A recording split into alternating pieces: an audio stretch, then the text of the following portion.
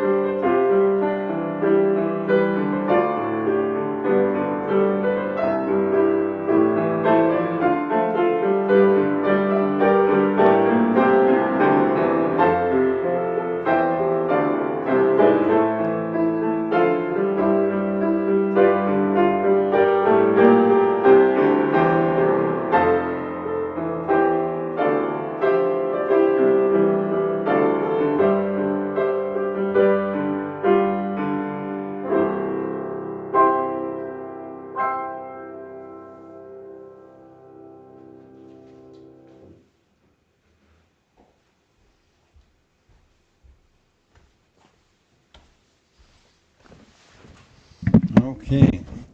Well, welcome everyone. Thanks for being here on Memorial Day. Hope you'll have lots of time with loved ones today, celebrating this important day.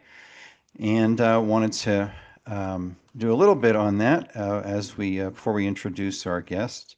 Warm welcome to folks if you're here for the first time, and folks who've been here a bunch. We're deep into our 7th year of the show.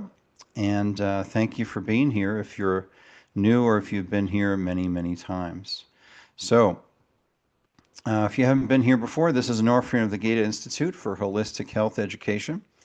And our motto here is with the clinic is nature first, drugs last. So welcome to show number 317 for this May 25th, 2026. And a much appreciation on this Memorial Day. This is a day to honor the men and women who died fighting for our country, and we also appreciate those who are on active duty as well. So this is a day to remember as a memorial to those who gave literally everything, made the ultimate sacrifice for our wonderful country. So here's your day at the beach, brought to you by their day at the beach meme there, honoring, looks like D-Day there. And here's President Lyndon Johnson on this Memorial Day. It's right for us to remember the living and the dead for whom the call of their country has meant pain and sacrifice. A grateful nation is in their debt. So just some appreciation for that. Wanted to give just a short I wanted to get a refresher on this. So this was originally called Decoration Day, a day to decorate the graves of Civil War soldiers. And it was first widely observed on May 30th, which is this Saturday, and 1868, which is the first observance of this day, proclaimed by General John Logan of the Grand Army of the Republic, Women's groups in the South had been decorating Confederate graves as early as 1865. So this Memorial Day had its origins in the Civil War. The town of Waterloo, New York, was officially recognized in 1966 as the birthplace of Memorial Day, and early observances included flowers, flags, and speeches at military cemeteries. After World War I, the holiday expanded to honor Americans killed in all wars, not just the Civil War. All 50 states observed the holiday by the 1890s. Congress passed the Uniform Monday Holiday Act in 1968, moving Memorial Day to the last Monday in May, and that was effective 1971 when it was officially declared a federal holiday. National Moment of Remembrance, 3 o'clock wherever you are, local time, was established by Congress in the year 2000 to encourage a minute of silence, and today it also marks the unofficial start of summer, though veterans groups have long advocated for keeping the focus on its solemn origins.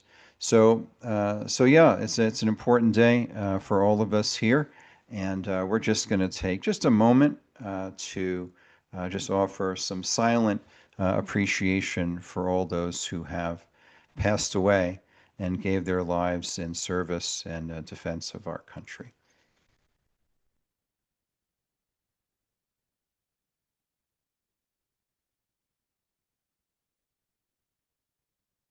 So with that silent thank you, wanted to welcome you all again to show number 317. And we have a wonderful show planned for you today. We have two just wonderful guests who are colleagues in the natural health field and both graduates actually of our natural functional medicine program. And so today's topic is about the heart, which I thought was wonderful, fitting for Memorial Day as well, kind of fits into that in a sense. And our general topic today is the heart. We're going to start talking about decoding the body from lifestyle frameworks to heart intelligence. Then we're going to move on with our second guest talking about nutrition and the heart. So our first guest today is Dr. Michael Priestman. He is a chiropractor. He is a wellness practitioner. He is the director of Priestman Wellness and Chiropractic in my original home state of New York. And he is with us today. His website, priestmanwc.com. Our topic today with Dr. Priestman is decoding the body from lifestyle frameworks to heart intelligence. Really insightful and important subject today. And if you're just joining us for the first time, our weekly show is devoted to two general subjects, although we kind of go off-piste, so to speak, to use a Colorado skiing analogy. We do get into other subjects, but our main two topics for almost all of our shows is natural health, which will be our focus today, as well as health freedom, and that has to do really with the origins of the show in the early weeks of the pandemic. And so as the scamdemic unfolded, we realized there was a lot to talk about that was beyond our initial focus for the first few shows, which was just on having a healthy immune system. So let's give a warm, whatever platform you're viewing us on, we're streaming to several platforms today. And whatever platform you are on, let's give a warm welcome to Dr. Michael Priestman, who has nearly 40 years of clinical experience integrating chiropractic care, nervous system regulation, functional wellness, heart math, which I was just teaching about a couple of months ago, heart rate variability, and lifestyle medicine. He's originally from British Columbia and currently practicing in New York. Dr. Priestman's work focuses on resilience, coherence, and the relationship between physiology, consciousness, and human potential. Wow, that is wonderful. He is especially interested in practical approaches that help people cultivate greater adaptability, vitality, and well-being in everyday life. And he is currently developing educational programs centered around technologies in the aid of coherence, tools and practices designed to support nervous system balance, self awareness, and sustainable wellness. So let's, whatever platform you're on, just type right in there. Don't be shy. And let's give Dr. Priestman a warm Mondays with Michael welcome. Michael, so good to see you. A warm welcome to you. And thanks for being with us today. Thank you, Michael. It's great to be here. One of my all-time favorite podcasts was you and Stuart White interviewing each other. Oh, yes. Yes. Thank you for remembering that. That was some years ago. I remember it well. Michael, I do.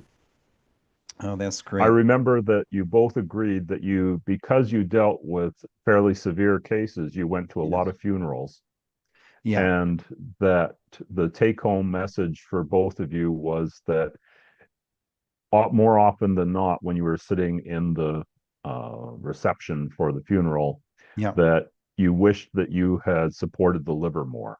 Mm. Wow, you have a great memory. That is true. Well, it was great material. Hmm. Well, excellent. So Michael, just tell us, for folks who are less familiar with you and your work, just tell us a little bit about your journey and how you came to be doing the healing work that you're doing now. Well, when I was a teenager, I was interested in health in general, and some of the Hmm. books that I cut my teeth on were Roger J. Williams' Physician's Handbook of Oh, Orthomolecular Medicine sure.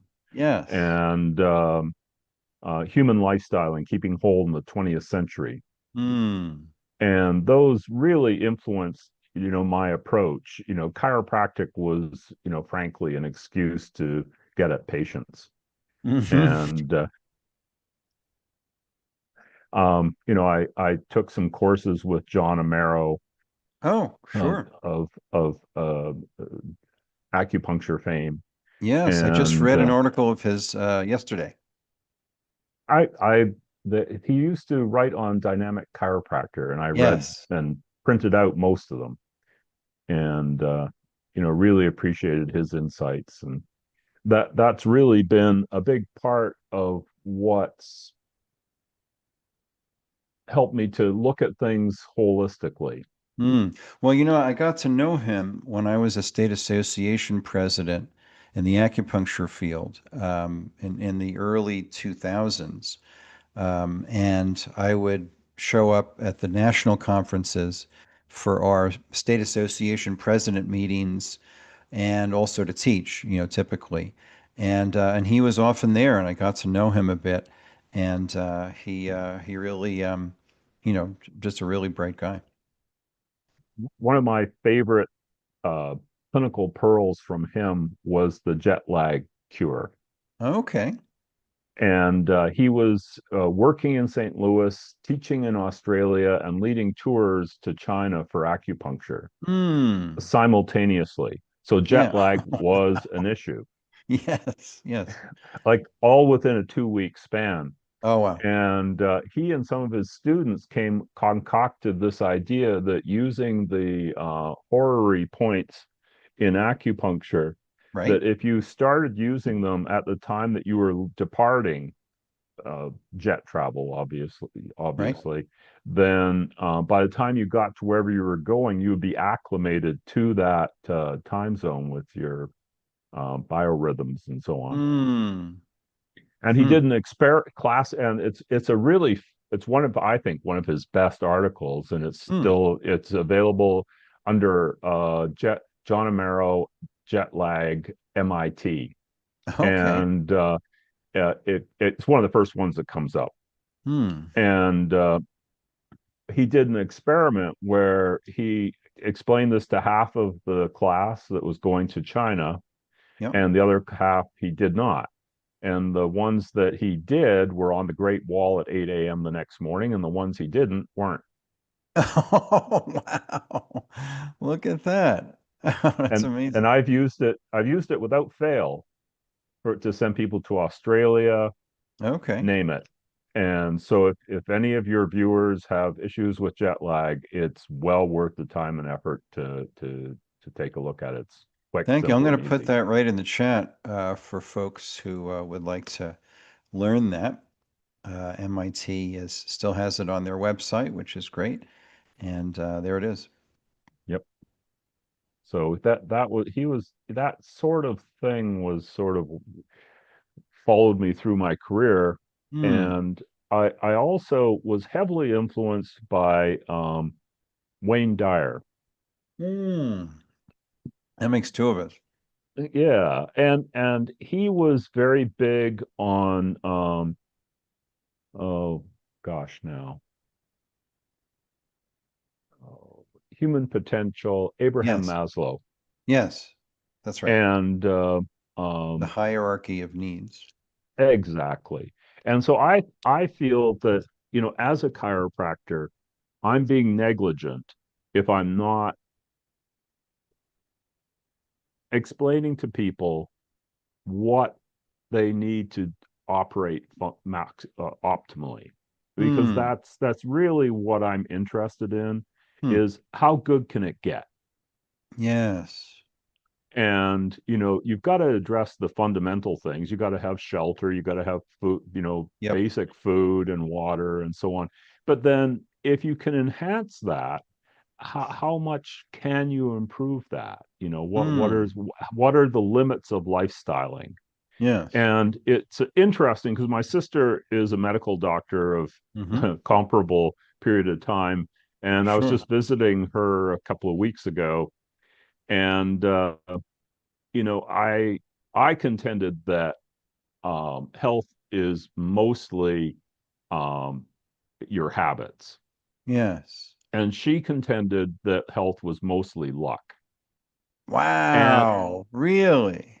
uh-huh. Huh. And That's telling. yeah. And I thought about it for some time, and I gave some pushback, and we Yeah. kind of found ourselves in the middle. And what occurred to me in that moment was, okay, so obviously my sister sees the people who have had bad luck. There's, Hmm. to some degree. And then I thought, well, you know, I mean, if you ask Bruce Lipton, it's less than 5% bad luck. Right. Right. Right. Right. And you know, but here's the thing that hit me was that, okay, for the people that are in toxic relationships Right. who have been brought up on Chef Boyardee and Yeah. um, you know, Right. uh, instant dinners and stuff like Yes. that, you know, is that luck or what? Right. Right. And so it's not a conscious choice. One of my favorite sound bites is from Margaret Mead, Oh, the sure. great anthropologist, Nobel Prize winner, and also Is that the small group of committed citizens quote? no, Okay. the she was also the envoy from the United States to the UN when it actually meant something. Okay. Okay. And she said that she would rather change someone's religion than their diet. Huh. That I didn't know about that one. There you go. Anyway, so I think that people find themselves in situations which are not supportive. Hmm. And to me, I I guess I would consider that luck. So I think I think that if you have control over all of your living situations, and you're making Right. a conscious choice to not eat vegetables because your mother didn't feed them to you, or you refused to eat Right. them when you were a kid, Right. which I have in my practice. I have people Sure. who do not eat vegetables, and Yes. I'm like, I roll my eyes, and Sure. as Michael Dobbins would say, I want to slap them. Right. And but Right. As he yeah, often did his kids. well, yeah, his options as far as taking their supplements orally or otherwise was That's right. pretty good. That's right. So yeah, so I think that that is the thing, is because I've always ascribed to the theory that my patients will never be more compliant than I am. Good. It's a great way to put it. I'm gonna remember that. So I tend to mm, maybe overkill a little bit. I'm pretty Sure. rigorous about my diets, and I've been Yeah. on pretty much every diet you can imagine, from keto Mm, to vegan to Mediterranean to sure. no sugar, no this, no that, no the Yes. other thing. And frankly, it reminds me of when I was first in practice and they had acrylic orthotics. Okay. And the way that they would make them, the way they would cast the feet for this created something Right. that they called banana feet. So it Huh. would be like walking on a softball. Okay. And so compliance was almost zero Hmm. because the prescription was ideal, but the Right. comfort level was horrendous. And Hmm. so people didn't use them. And that was when I came on the scene with foot levelers. And patients that had these orthotics were deliriously happy, and this was Yes. great for me. But the what I'm driving at is that you can have the perfect diet, Right. but if it's not sustainable, then what's the frickin' point? Right. Right. If you're not going to get compliance Yep. because you have to stand on your head and whistle Dixie Yep. while you're preparing the food, Yeah. then it's not going to happen. You Well, know, right. I, And that reminds me, my former brother-in-law is one of the very few holistic integrative radiologists. wow. So he's a medical doctor who had maybe I had something to do with that because we knew each other for a while, and he knew what I was doing and what I was about, and was all kind of new to him at that time. But anyway, he had a personal health transformation and wanted to do, and where he lost a bunch of weight, got fit, started eating well, all of this, very different from his like radiologist locked in a room for 10 hours, reading into a voice recorder while looking at scans. I feel Um, his pain, although it was yeah. short-lived while I was in school. Yeah. Oh, you did? Yes, that's right. I can imagine. And to his credit, he's an avid golfer, which is a very good thing for radiologists to do because the eye is at rest, focusing on infinity, looking far away. And he was forced to look at things close up for so many hours every day. That golf, where you're looking in the distance a lot, is a wonderful way to rest your eyes and kind of balance out that close up work. Anyway, he and his holistic integrative physician friends put together a lifestyle intervention study with folks with metabolic syndrome. It's a very common thing, in the U.S. right now. And the study ended prematurely, and he was really kind of like very disappointed. And I said, "Well, what happened?" He said, "People wouldn't were not willing to make the lifestyle changes and stick with them long enough for us to get data on how they were doing." And he said it was just the most frustrating thing. Like we were giving them, the keys to the kingdom, so to speak. We're giving them the solution to all their health issues, metabolic, diabetes and belly fat and hypertension and all of this, blood sugar. And, we just didn't get, as you just said, just didn't get the compliance long enough to, you know, have a real intervention group. The control group was easy. Just keep doing what you're doing. But he said our intervention group, they just wouldn't stick with it, even just Yeah. for a couple of months. Yeah. I've spent my career finding high ROI for my Yes, patients yes, yes.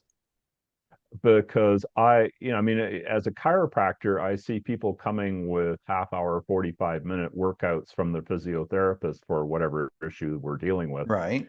And they will do them as long as they are in pain. Oh, right, and right. then Yes. done. Yes. So, Yep. if I'm going to introduce something to my clients, Right. I have to remember that very few of them are privileged to have both time and money. That's right. That is right. So Michael, you were telling us a little bit about your story, some of your early influences, Dr. Amaro and others. And then how did that, because you grew up in Canada, is that right? And then That's right. moved into the US and what was that journey like when you had those initial awakenings to health and then going on from there to what you're doing today? Well, it's really been um, fascinating to me, and it's something that I have to modulate Yeah, because to me, I mean, I could happily talk to you for the next 6 hours about this sure, sure. topic without any Yep, trouble whatsoever. yep. But there's a lot of people, it doesn't even cross their radar screen. Mm-hmm. And so I tell the story of having done the binaural beats hollow sync Oh program, yeah. and really felt it was very effective and improved my disposition and things Mm. like that. And then I almost drove off the road when I Mm. realized that most people don't do this. Oh, right, right. Okay. This is my understanding of reality is very different than the average Yes. person. That's right. That's right. And so that's something that I have to constantly keep myself in check with Mm. because and they say that friends and relatives make the worst patients. They can. Yes. And but at the same time they're very illustrative because they're very honest. They'll tell you what Right. they think. Right. And whereas patients in your office will often sugarcoat it a little bit or Yes. deny, deny, deny. Sure. But your friends and relatives will tell you like, I really thought you were full of it. I mean, like that was nonsense. Right. And then we had a friend who ended up staying with us for a month or so, and he was diabetic and he had an alcohol problem, and Mm. he and his wife split up, and he stayed with us for a month or so. Mm. And I had introduced him to a couple of generic supplements that I thought were Right. important for people in general, which would include vitamin D, MSM, and Sure. uh, and magnesium. Okay. And for a guy who couldn't make a fist at 50 Yes. from over the road trucking with his hand on the shifter and so on, Oh, okay. this was a big deal. Yep. And so I told him to take some MSM, and he would do it for a couple of days and then not. Mm. And then he stayed with us and he saw what I do every morning. And he's like, "Oh my God, I had no idea." And I go, Mm. "I wasn't blowing smoke." I mean, Sure, come sure. on. And Do as I so do. yeah, so he started doing it, and he's been really thrilled. It's been really an eye opener for him. And Yes. but it at the same time, it really clues me into how much tolerance people actually have for Mm. the stress of change, Mm.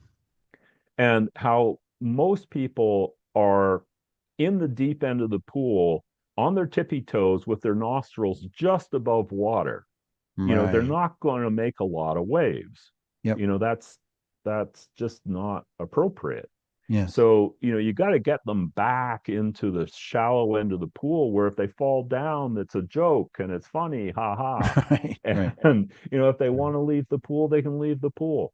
Yep. Someone splashes them, they splash them back. It's not a big deal. But Sure. when you're saying, okay, and and there are cases, where someone's got ridiculously high iron levels, I'll say, Mm. look, you don't have a lot of choices here. Mm.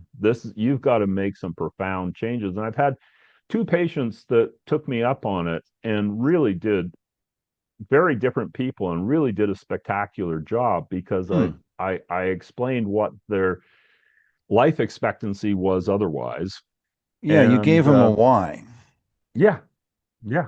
And both of them had very good reasons to, see their children graduate or grandchildren or whatever. Yes. And they took it to heart and they followed through on it. So I'm not Mm. saying that this is an impossible task. I'm just saying that Right. you've got to make it worth their while. Yes. Yep. Yeah, indeed. So Michael, you've gotten into a lot of different areas in your career, coming to the work you're doing now. Tell us a little bit about nervous system regulation Hmm. and what you found helpful with your patients in helping in that area. Okay, well, frankly, I think by far and away, head and shoulders over and above everything else is heart Right? math. Hmm. Yeah. Tell us about that. Okay, so in 1991, a guy by name of Amour, which is appropriate for the heart, right? Yeah. Right. Right. I'm pretty sure it was McGill University. I Yes. could be wrong. Sure. Anyway, anyway, he discovered there was 40,000 dendrites in the heart, which were Hmm. independent of the brain, and Hmm. that there were 9 times as many afferent nerves coming from the heart to the brain as efferent from the brain to the heart. How many more times? 9. Wow. Okay. Okay. And furthermore, that the heart is electromagnetic field is 5,000 times greater than the brain's. Hmm. And you can measure it 15 feet away from the body with hardware store type equipment, Wow. whereas brain, not so much. Yeah. And then you also have to consider that the brain doesn't start to develop embryologically until after the heart is already fully functional. Oh, right. Huh. So, I mean, Excellent. that puts things in Yeah. It perspective. sure does. And then I also, uh, I'm not sure how much I believe him, but I like the guy, so I tend to. And Sure. his name is Dean Radin, Yes. Teen Raiden. and Yes. he did some tests wiring up brains and hearts, Yes. and then showing the volunteers a series of images on a computer screen, and some of them were, like bunnies and Yeah. flowers, and others were spiders jumping out at you and snakes and Right. you know horrible car accidents and things like that. Right. Right. So what was really cool were two things, and the first one was that the heart registered its response to the Yeah. picture Right. a second and a half before the brain. Wow. That's Okay. kind of a really, that's like centuries physiologically. And it gets a lot weirder in a heartbeat, if you'll Mm. pardon the expression, Yeah. Right. because because what they found was that the heart and the brain responded to the picture before it was displayed on the screen. Oh, wow. Wow. Huh. Now it's controversial research. Yeah. And so, how, Huh. some people have had difficulty replicating it. Okay. But I've listened to a lot of Dean Radin's books, and Okay. I know for a fact he's been published in Nature magazine, Wow. and I also know that it was Nature or Science he was published in, and the editor pulled him because it couldn't possibly be true, and then they had to Wow. reinstate it. So, you know, I Huh. I I think he's a pretty cautious, pretty conservative, Yeah. wild guy. And Sure. Sure. so I listen when he talks, I listen. Yep. That's great. So that's really made me think that and there was also a cardiologist by the name of Stephen Sinatra. Yes. That's right. And by a series of coincidences, I happened to have telephone conversations with him. Oh, And one of the things that he was big on was grounding. okay. Yes. And he was involved with Clint Ober, and Oh, right. I'm, they had a ghostwriter that worked with them, and that was really great, who I really liked, to just pass. Yeah. And anyway, so I I thought that the I had a lot of respect for Stephen. Yes. He was a speaker for the pharmaceutical companies on statins Yeah. Well, his in the book, The Great Cholesterol Myth. early days, Mm-hmm. and he kept up with watching the research and went, yeah, no, I don't think this is a universal Mm. panacea. Yeah. And so he Made a quit lot of a very enemies that way. he quit this very lucrative speaking position because it wasn't ethical to him. Oh, wow. Huh. So that gave him a lot of kudos in my book. Yes. And he also, and I this is, I think, really foundational here, Yeah. is that he went back to psychiatric school Huh. because he felt that a significant portion of heart disease was directly related to brain function, Okay. Well, or that fits in or with your heart math idea. yeah, exactly. Yeah. And so that really influenced me to keep pushing this. And quite frankly, the other thing is that um, I've been divorced 3 times, I've been bankrupt twice, Mm-hmm. and I don't have a plan B for making a living. Okay. And what I do chiropractically is somewhat demanding. So I've Right. had to extend my warranty, and Yes. and I look at what is makes the biggest difference for me. Hmm. And I would definitely say that the heart math is a cornerstone in my own personal protocol. And for the Yes. patients that I can get to use it, Yes. it's 5 minutes twice a day. Yeah. And as a minimum, I tend to do 20 minutes twice a day. Sure. Um, but the 5 minutes twice a day is not too onerous. Hmm. And the research shows that used consistently, it's something like a 45% decrease in anxiety and a 35% increase in mood relative to depression, Yes. with consistent use. And Right. to me, there's nothing else out there that touches that. There's nothing Hmm. comes close without, Mm-hmm. you know, again, I think, as Michael Dobbins would say, effects, not side effects. Right. Right. Right. So yeah, Huh. that's been a huge part of what I do personally.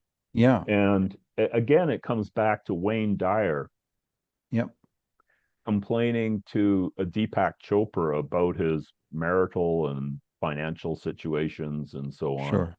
And it drove poor Wayne nuts. But every time he would complain to Deepak, Deepak Yes. would come back with meditate more. Not what Wayne wanted to hear. No, no, no. Hmm. And so I'd seen in so many different places that, meditating for a couple of, for 20 minutes twice a day would be a game changer. And I Yeah. figured, what the hell?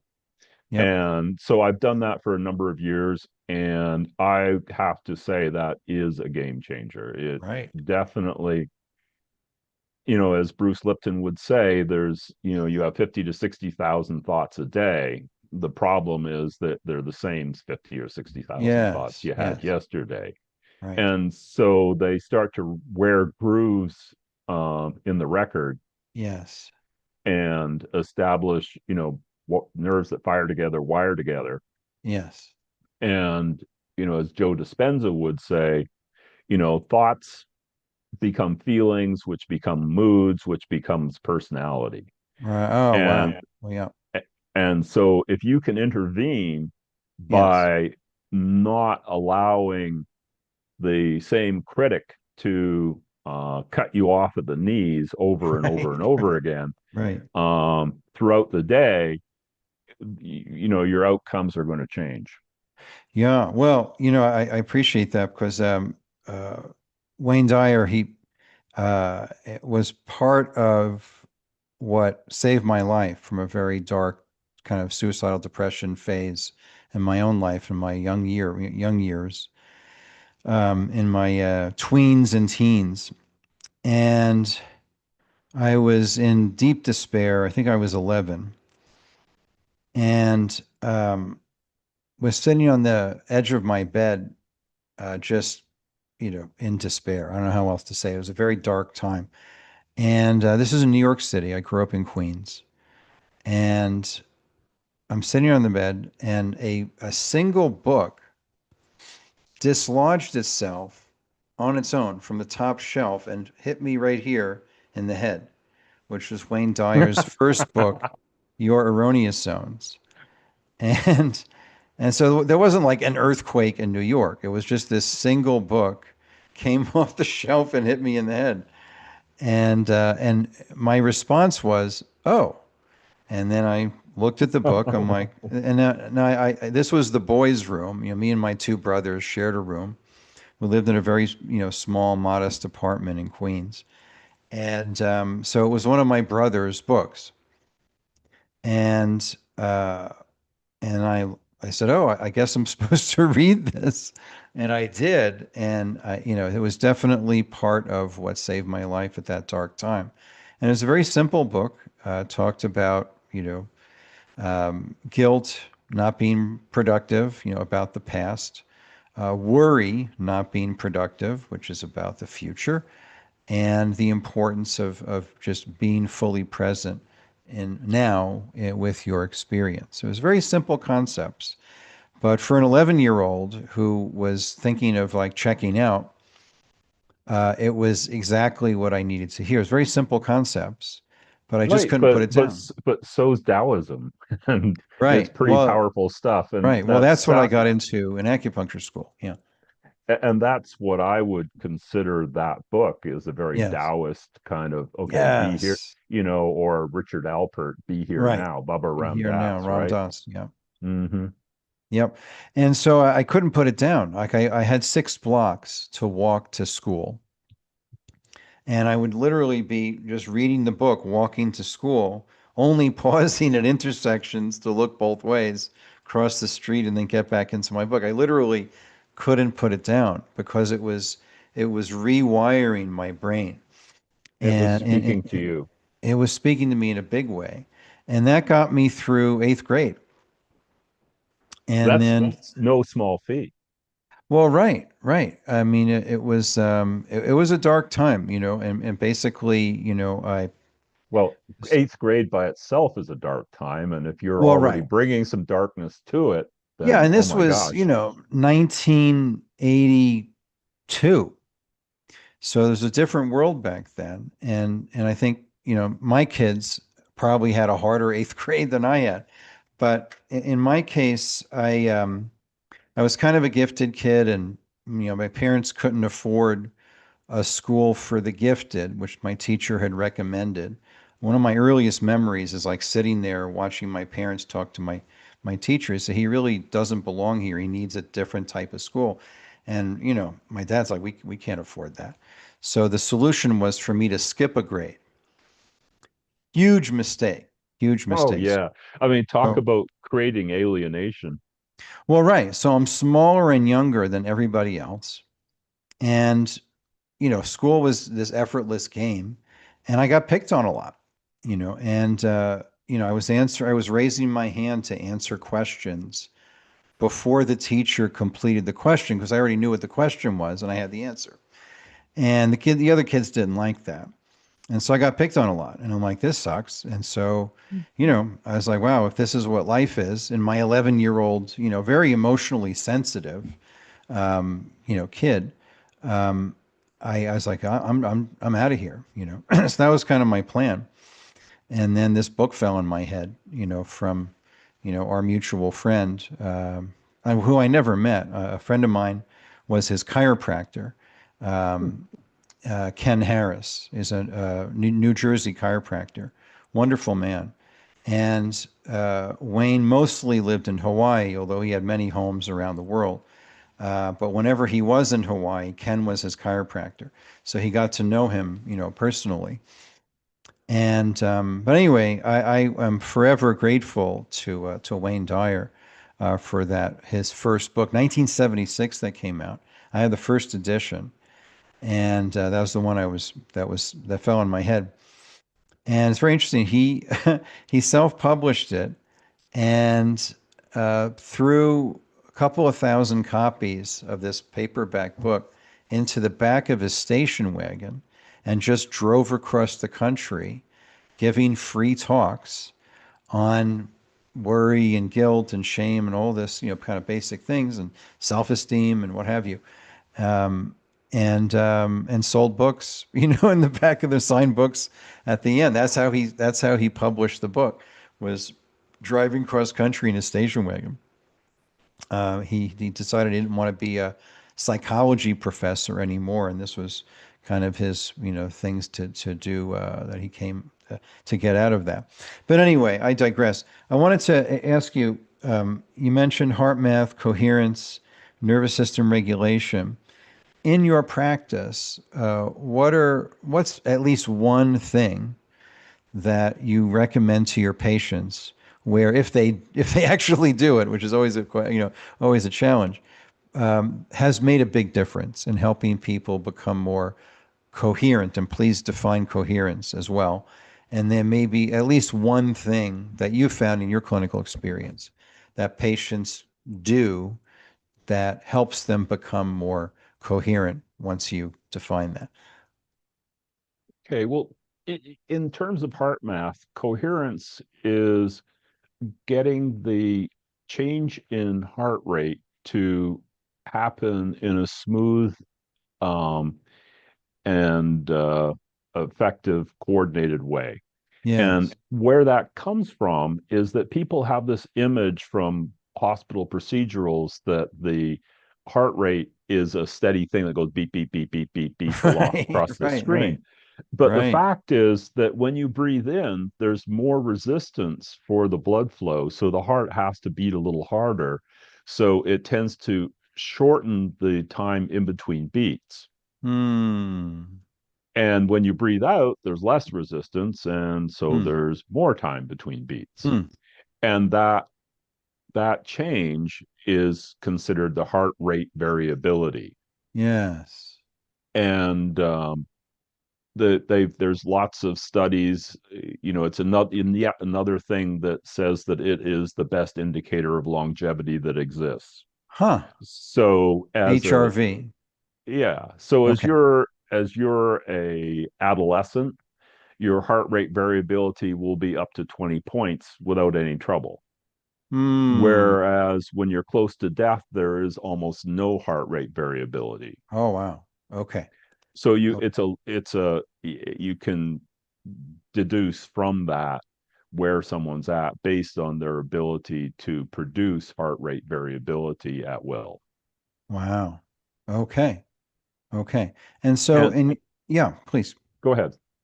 I would love to if you could share something practical that our listeners can apply that you found clinically helpful in helping folks, you know, apply these principles, become more coherent, improve their heart rate variability. Just something that our listeners can do Yeah, practically and absolutely. apply would be great. And and it's what's really great is the fundamental concept is Right? well established, well researched, and Hmm. simple as pie. So Okay. all you got to do is just take your hand, put it in the area of your heart, which is Okay. like in between your nipples, Yep. and take a breath that's about 6 seconds in, 6 seconds out, Well, let's all do this and now. so we'll do this together here for just a couple of seconds.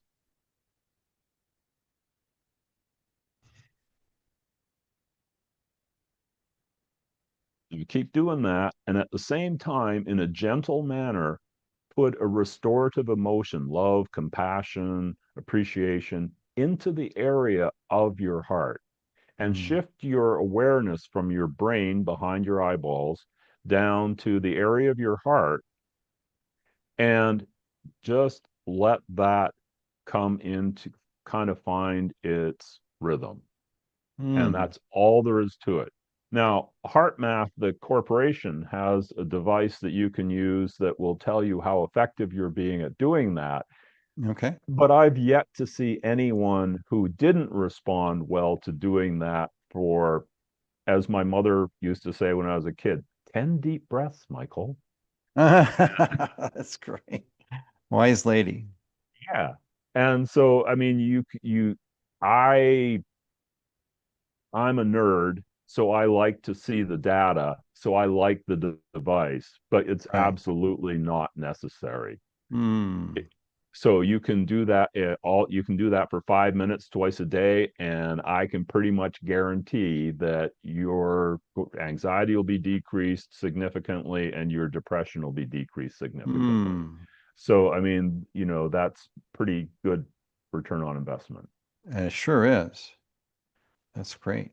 So slow breathing.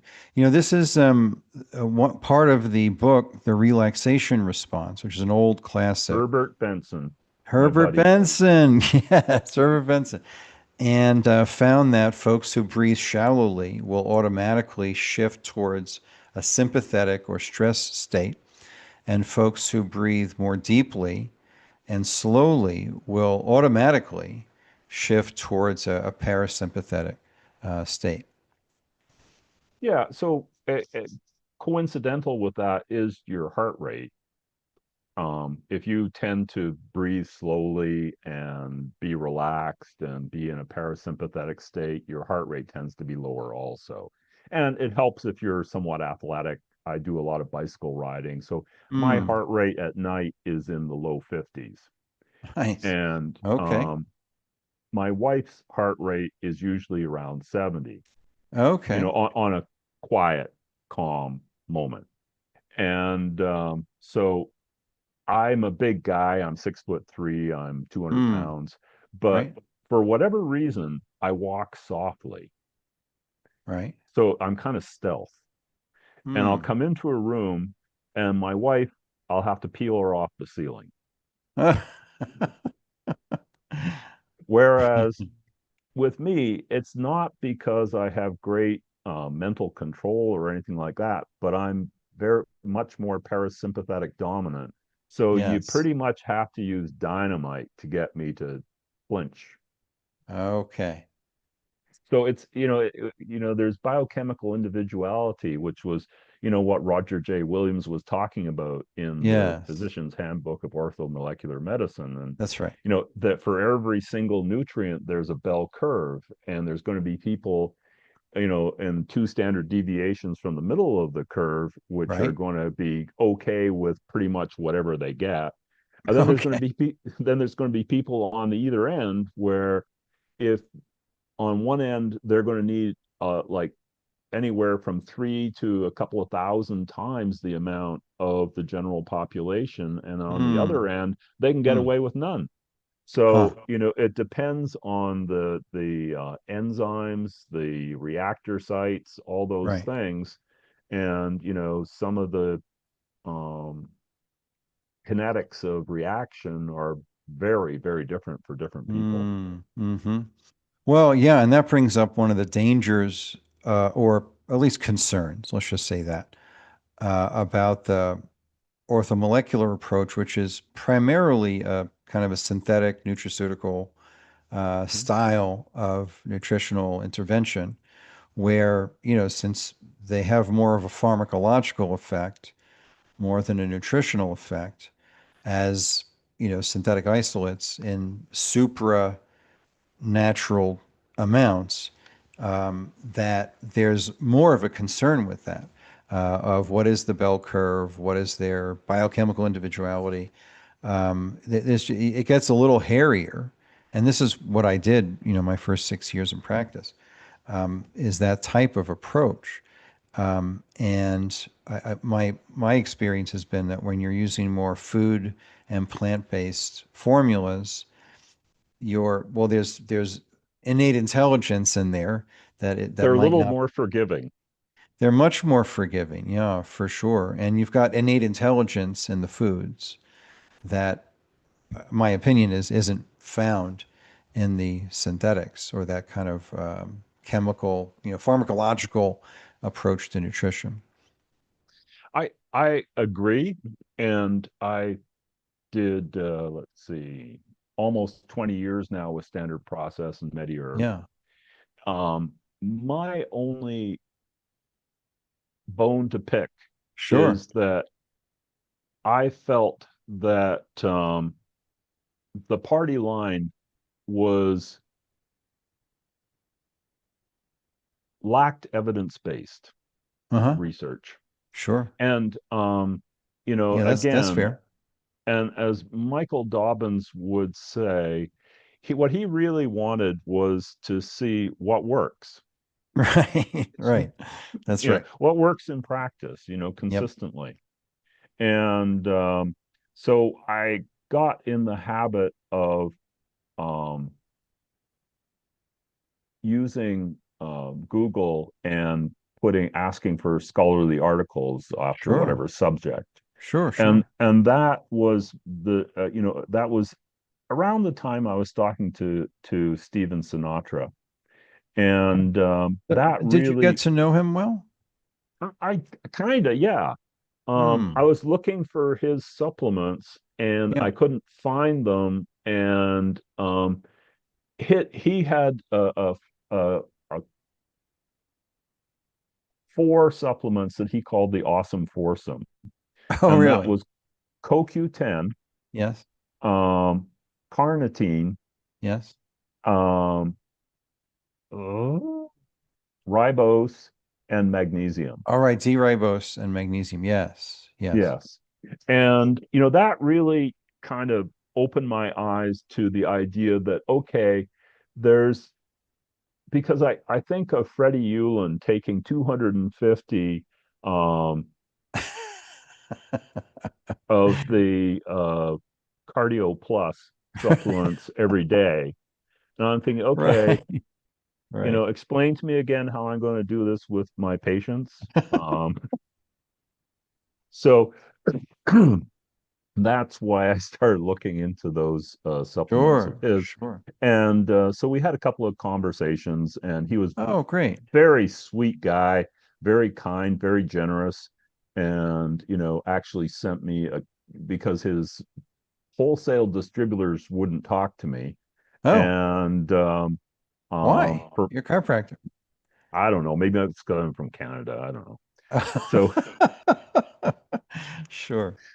so anyway, he was personally going to send me a box, and then things worked out that it was okay, I was fine. Sure. But we got to talking, and come to find out that he was into racehorses and had a stable. Really? Uh-huh. Oh, And he came to my town, which is Canandaigua, New York, yes. for horse racing occasionally. Oh, wow. And when I was talking to him was during the worst of COVID, so that Oh, that that wasn't happening. yeah. And but we made an agreement that when he came to Canandaigua next, he would stay at my place rather than Oh, Airbnb. wow. So Wow. I was really looking forward to that. And the stinker went and got pancreatic cancer and died in the meantime. Yes. Yeah, right, 2022. Mm. So, just from whatever conversations you had with him, what kind of guy was he? Just in getting to know him at least a little bit. Well, I mean, I think that you can kind of take it from the fact that he had a successful career and then he went back to school to become a psychiatrist. Hmm. Right. Right. So ethical, selfless, Hmm. hardworking, um, compassionate, Hmm. considerate, all things I'd like to have people say about me. Sure. Um, like I say, he was very approachable on the phone. Um, he was interested in whatever I was interested. He wanted to hear what I was doing and why I was doing it. And um, for a guy who's just stepping off the edges of doing nothing but standard process, that was, very encouraging. Sure. And and I also liked that he was open-minded enough to consider grounding as a possible therapy, Yes. Yes. and and was involved in some of the research that they did along those lines. Hmm. Mm-hmm. And so I like, there's one of my favorite people that I've just become aware of is Mar Marjorie Paula something. Come on, Okay. it'll come. Sure. Coming up.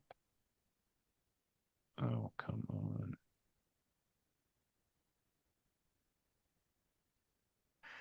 And for folks who are just joining us, I'm in conversation with Dr. Michael Priestman, and we are discussing a very important subject of decoding the body from lifestyle frameworks to heart intelligence. And you can see more about Dr. Priestman at his website, Priestman WC, which is wellness and chiropractic.com, priestmanwc.com. Marjorie Wollicott. Okay. If you And have a link to put in the chat, that'd be great. I will. Marjorie was a neurologist, Okay. a neuroscientist who was very um, much a materialist. Hmm. And then her sister took her to a retreat, a meditation retreat in the Adirondacks. Okay. And she had a life-changing experience with that. And she's Oh, wow. subsequently devoted her life to connecting the dots between the materialist model and Right. the spiritual model. Oh, And it's really quite fascinating. okay. Um, and that I got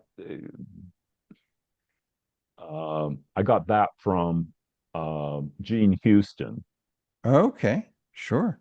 who was another big influence on me. Oh, She was okay. actually teaching at University of British Columbia when I was a teenager, Oh, wow. Huh. and they had something called the Vancouver Institute, and so you could go and listen to the lecturers from UBC for an evening, um, Yeah, and she I she did. just passed away about a week ago. Is that right? Yeah. Oh my gosh. I've been, up to my eyeballs in two of her most recent books, which Oh, are wow. really spectacular. Hmm. One of them is called The Quest of Rose, and the Oh, other one is called Return of the Avatars. wow. And it's highly mythopoetic. Oh, sounds great. Yeah, very. And it really puts a lot of this material into um, context. Hmm. So that, one of the things that I've always been fond of is faking it till I made it. Hmm. Mm-hmm. And the thing is that from a materialist point of view, a lot of the mythopoetic stuff sounds really out there and airy fairy woo woo.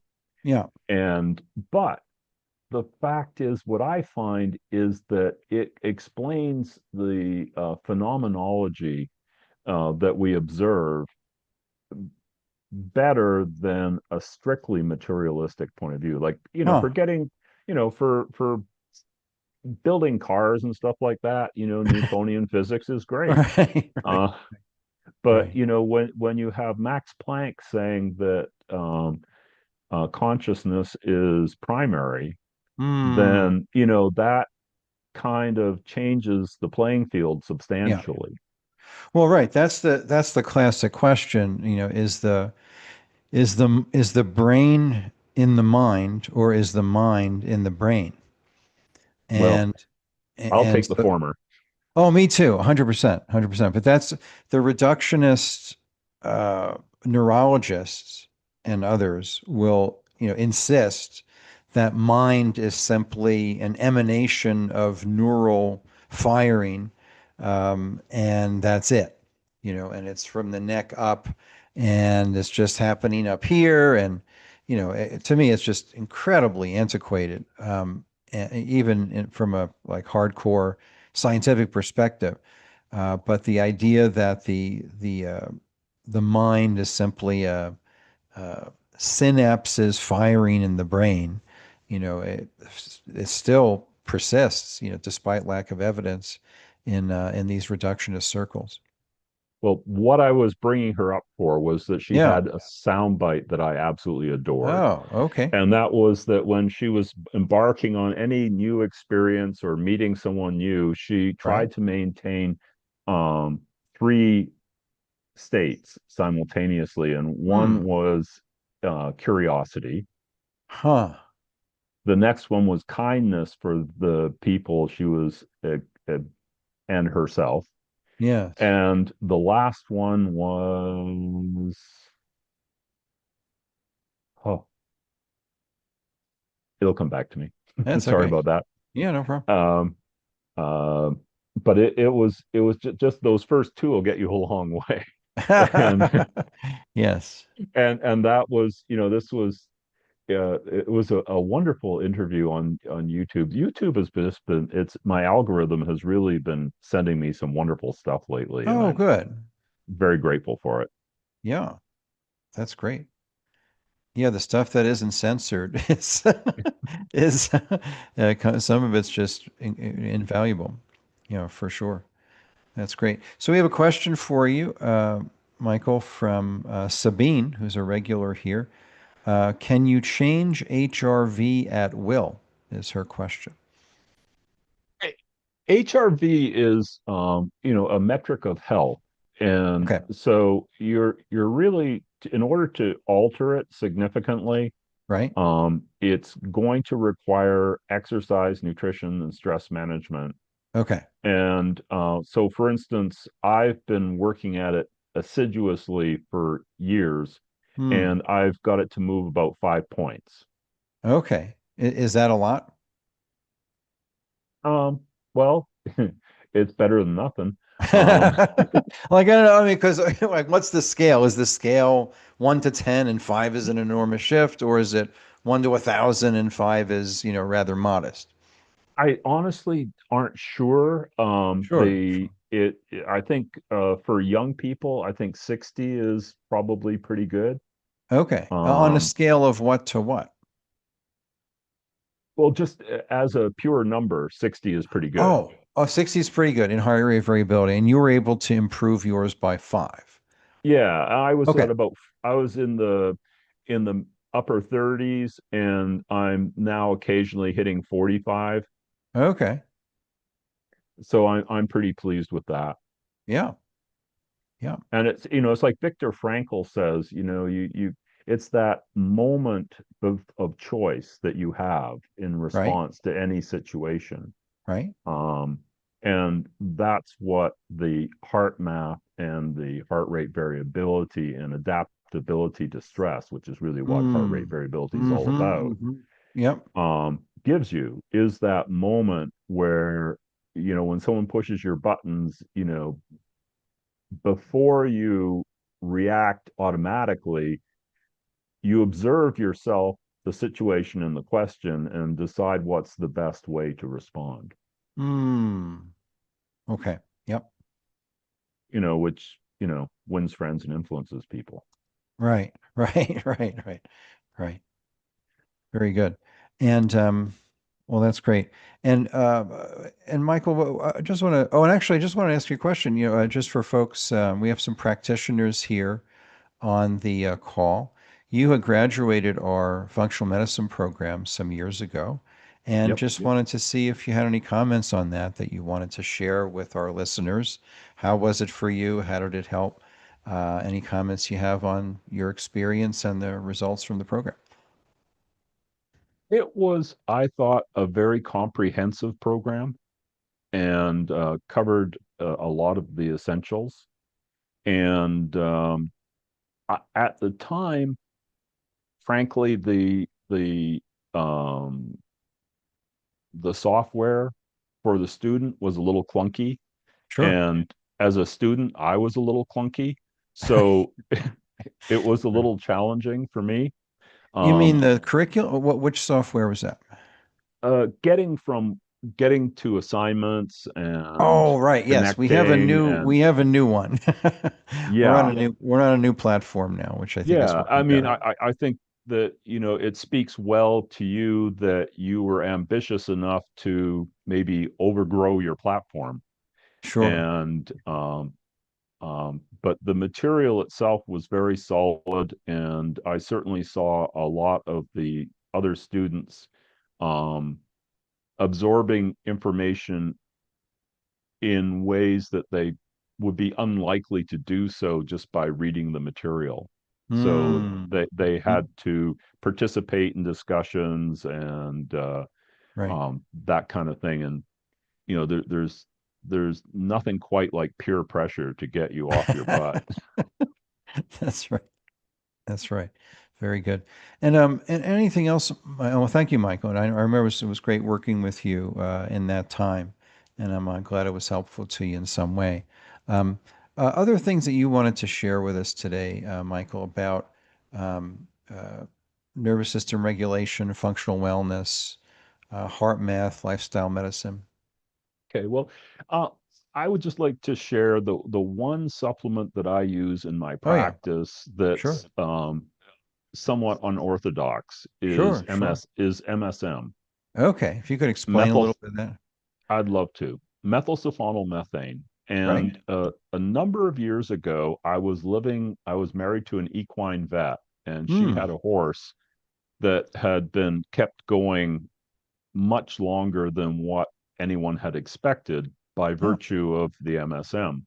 I see. And so I got the book, The Miracle of MSM, which was by the people at the University Hospital in Oregon Right. who put 18,000 people through over 20 years. And Okay. these people had, for the most part, failed conventional arthritic therapy. Hmm. And they were using 35 grams a day. Um, and they had an over 80% success rate with the people that had failed everywhere else. Huh. And Wow. got my complete and undivided attention. Yeah, But yeah. that was so long ago that I really didn't have enough clinical nutritional background to understand just how powerful that really was. Hmm. And so I had a couple of patients complain about the taste because it tastes like aspirin. So it's a powder? You can have it as a powder, a capsule, or a pill. Okay. Um, the powder is one third the cost of the prepared pills and Right. capsules. Right. And so that's what I generally recommend. And I find that 8 to 12 grams a day does a pretty good job for most Wow. people, Wow. Okay. And as opposed to the 35 that they used at the hospital. oh, really? Okay. Hmm. Yeah. And what are the applications of this? Basically for joint issues Okay. and pain, inflammation. What Right? you're really doing is restoring the body's sulfur Hmm. banks. Okay. And that's what it is. So think, like Saratoga Springs, Clifton Yep. Springs, Yep. the places with the sulfur springs. That's what we're talking about. Interesting. Okay. It is. And since they could make entire clinics out of these sulfur springs, Right? I mean, and it's been used in Europe similarly forever. Now, what's Right. fascinating to me is that there are no recommended daily allowances for sulfur. Huh. Zip, I zero, wasn't nada, aware of that. Yeah. not even one. Hmm. And I what I like about it is it's got GRAS, generally regarded as safe. So it has the Sure. toxicity profile of water. Okay. And out of hundreds of patients, I've only had one or two who claimed that they had problems with it. And one of the big things with MSM is uh, it increases mitochondrial function. Okay. It helps the glutathione to reduce free radical production. Okay. So it definitely increases the metabolism in that regard. Hmm. So, like classically, what you'll see is hair, skin, and nails improve dramatically, Okay. and both in terms of growth and quality of growth, because you've got those disulfide bonds happening. So it makes Oh, things more okay. flexible. Now, Yes. tying this back to the heart, Right. I'm in a bicycle gang, and some of the guys are 15 years older than I am. And Okay. one of them was wanting to get his 10,000 steps a day. Oh, And he said, Michael, my feet are hurting. What can I do? And I right. said, well, you could try this MSM and see what happens. And so 2 years later, he sends me a text and he says, Michael, what the hell's going on? He says, before I started the MSM, Right. I had heart imaging, which showed that I had leaky valves and Okay. my blood pressure was up. Huh. And I said, hmm, interesting. And he says, and I just had another heart imaging study done, and they're not Right. leaking anymore. Huh. And I said, well, how are your feet? And he goes, they're great. And Okay. so my interpretation of that would be the cartilage in the heart valves was Right. probably supported by the MSM. Hmm. Mm-hmm. I mean, that's just a hypothesis, Yeah. Yeah. Sure. Sure. but why not? Yeah. And the other, and I've used it so extensively that I use it. One of the things I do in my practice is I treat a lot of dogs and horses. Okay. And what I love about them is there's not a lot of placebo. Right. For sure. So if they get better, you know you're good, right? Hmm. Mm-hmm. And they're Right. probably not getting they're probably not getting better to humor you. Right. Right. And so I had a dog that was a greater Swiss Mountain dog and was supposed to live to Oh, eight to wow. 10 years of age. Oh, I got her as a rescue at 8, and she lived to 16. And wow. and I attribute that Wow. directly to the MSM and high Interesting. levels of vitamin D. Interesting. Okay. Huh. Yeah, All right. Well, thanks for that. you're Uh, very it, welcome. it, all the clinical pearls from experienced clicians is just such a wonderful thing. If you Yeah. even keep your eyes halfway open, after Right. 40 years, you got to come across something. Right. Well, yeah, one of my teachers said, most important thing to maintain as you practice over the years is curiosity and the Back ability to to. our friend Marjorie. Exactly. Exactly. That's great. So we have a couple of questions for you here, and then I'll just ask you for anything you want to close with to feel complete for today. Um, see, so we have Sabine is asking you, what is the mechanism? I think you may have mentioned, sulfur replenishment. Anything else you want to say about that? Yeah, but it's also kind of turbocharges the glutathione, which Mm, in effect acts as a cooling mechanism for the engine that is the mitochondria. So it's the yes. difference between getting into a clapped out 73 Pinto with a shot cooling system than taking the back roads because you have to stop at every freaking gas station to fill it with water versus jumping in your new Toyota and jumping on the throughway and you're there in an hour, right? Mm, hmm, that's So if great. the cooling system works, Yes. that's a big deal. Yeah, that's great. That's great. And then let's see. Oh, this is a comment from Chet. He says, I think MSM is a more refined version of DMSO. Not really. Not really. It's a Okay. it's different. Okay. Um, and they had the big okay. So at the University Hospital in Oregon, they started off using DMSO, but Okay. there's the problem with DMSO is that it makes you smell like rotten eggs. Oh, the sulfur. Yeah. Yep. Hmm. Whereas MSM does not. And Interesting. the MSM is almost as effective. There are situations where you just want a DMSO IV and you want it stat. Right. For And it's brain. frequently used as topically, right? Yep.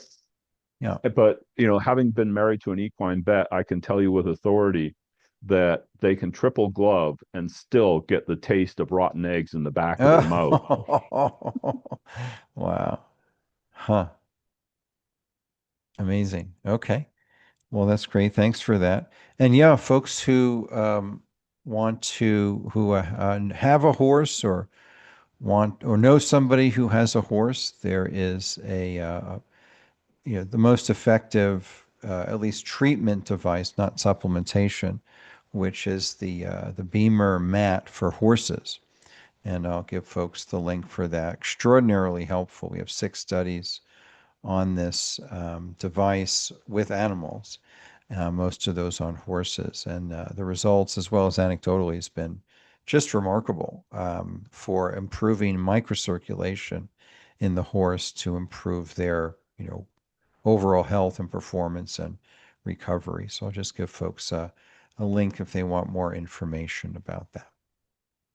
Great. Speaking of bringing your radiologist friend over to the dark Yes. side, Yeah.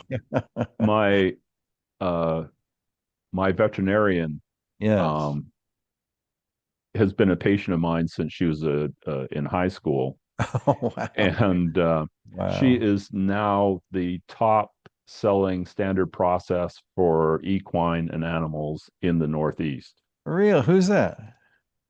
Kelly Neal. Okay. Okay. Wow. Great. Excellent. Thank you.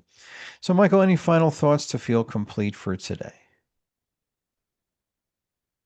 Well, mostly I would just like to thank you for the opportunity to be here. And, to me, it's a huge, big deal. I miss Stuart a lot. Yes. And um, so, By the way, he is still practicing, oh my goodness, I right? kind of gathered that. I mean, Yeah. I On his connect with him. iPad. Hmm. Yeah. I connect with him occasionally. And one of the funny things about Stuart is that he was born the day before me in Really? Canada. Uh-huh. Oh, he's from Toronto, I believe. Well, No? outside of, Outside. So in the general vicinity of Toronto. yes. Hmm. And you were And more on the western side. correct. And Okay. both of us were industrial Wow. first aid attendants before we actually Really? graduated. Yeah. Oh, so what is an industrial first aid attendant? Paramedic for Okay. industrial site Oh, settings. wow. That's awesome. Wow. Yes. And it was Excellent. funny because he published his birth data, and that's uh, in his bio. And Mm-hmm. I've been an astrologer since I was about 16 or 17. Wow. And so I knew what that implied from an astrological point of view. Yes. And I went to a number of his seminars, Sure. and somehow or another, he said, so Michael, you knew this, and you've been reaching out to me and just kind of waiting for me to pay attention. And I'm going, yeah, That's great. Wow. Well, yeah, he's a remarkable individual. he He's certainly is. been a blessing to thousands. He had 35,000 patients, 300,000 patient visits. I mean, it's just extraordinary. And he's still seeing patients at least weekly, if not more. Bless his heart. I mean, it's amazing. It's remarkable. So he's, when I went to visit him a couple of years ago, in his first facility, one of the first facilities, I think it actually was the first. Um, you know, I never been to you know, a prison before, and I said, "How are you doing?" And he said, "Michael, this is making me a better man." I'm like, "Who says that?" I mean, not a word of complaint. No complaint, not like, oh, I was badly done by, this is terrible, I was falsely accused, I shouldn't be here, this is wrong. No, the first thing out of his mouth was, other than, good to see you, was, this is making me a better man and a better Christian. I mean, like what? I mean, just and we, we had a couple of hours together before they threw me out, and I just stayed as long as I could. Since I flew down to Texas, and it was not a word of complaint. No, it was all victory. Like it was all, this is refining me, and and just one little story, just it speaks to his character. Other than that, like he was just talking about how he's becoming a better man. Um, he got transferred to like a really rough maximum security prison in Houston at one point, and really rough guys. He's in a cell with 40 guys, and these are not like Peace Corps workers. These are like hardcore dudes who've done some terrible things, and so he was there for months, and it was really very very rough facility and population. So before dinner, every night, he led a Bible study and prayer group for the couple of months he was there. And one night, it's like 2 in the morning, uh, the guards came and told him, "Get your stuff together. You're leaving in 5 minutes. We're transferring you to another facility." He didn't know. He had no notice of this. They just woke him up in the middle of the night. So his bunkmate woke up and saw what was happening. And they're like, so he woke up all the other 38 guys. And these are rough dudes. These are murderers, rapists, just pretty rough dudes. And his bunkmate woke them all up and said, "They're taking Stuart to another facility. Get up." They all got out of bed to thank him before he left, to say thank you for, doing what you did, and, helping us to, in some way with the Bible study and prayer group every night before dinner. Thank you. We want to shake your hand. And they did. There was like a long, like a receiving line, basically, of these like very tough dudes who wanted to thank him before they took him to his other facility. I mean, what, I mean, it just speaks, to his, just who he is. And so, anyway, some of us a year ago went to, I guess it was Houston, um, for he had a hearing about a retrial. So we're still waiting on the results of that, like the three judge panel that we were there to. He wasn't there, but we were there to. So about 20 of us were there.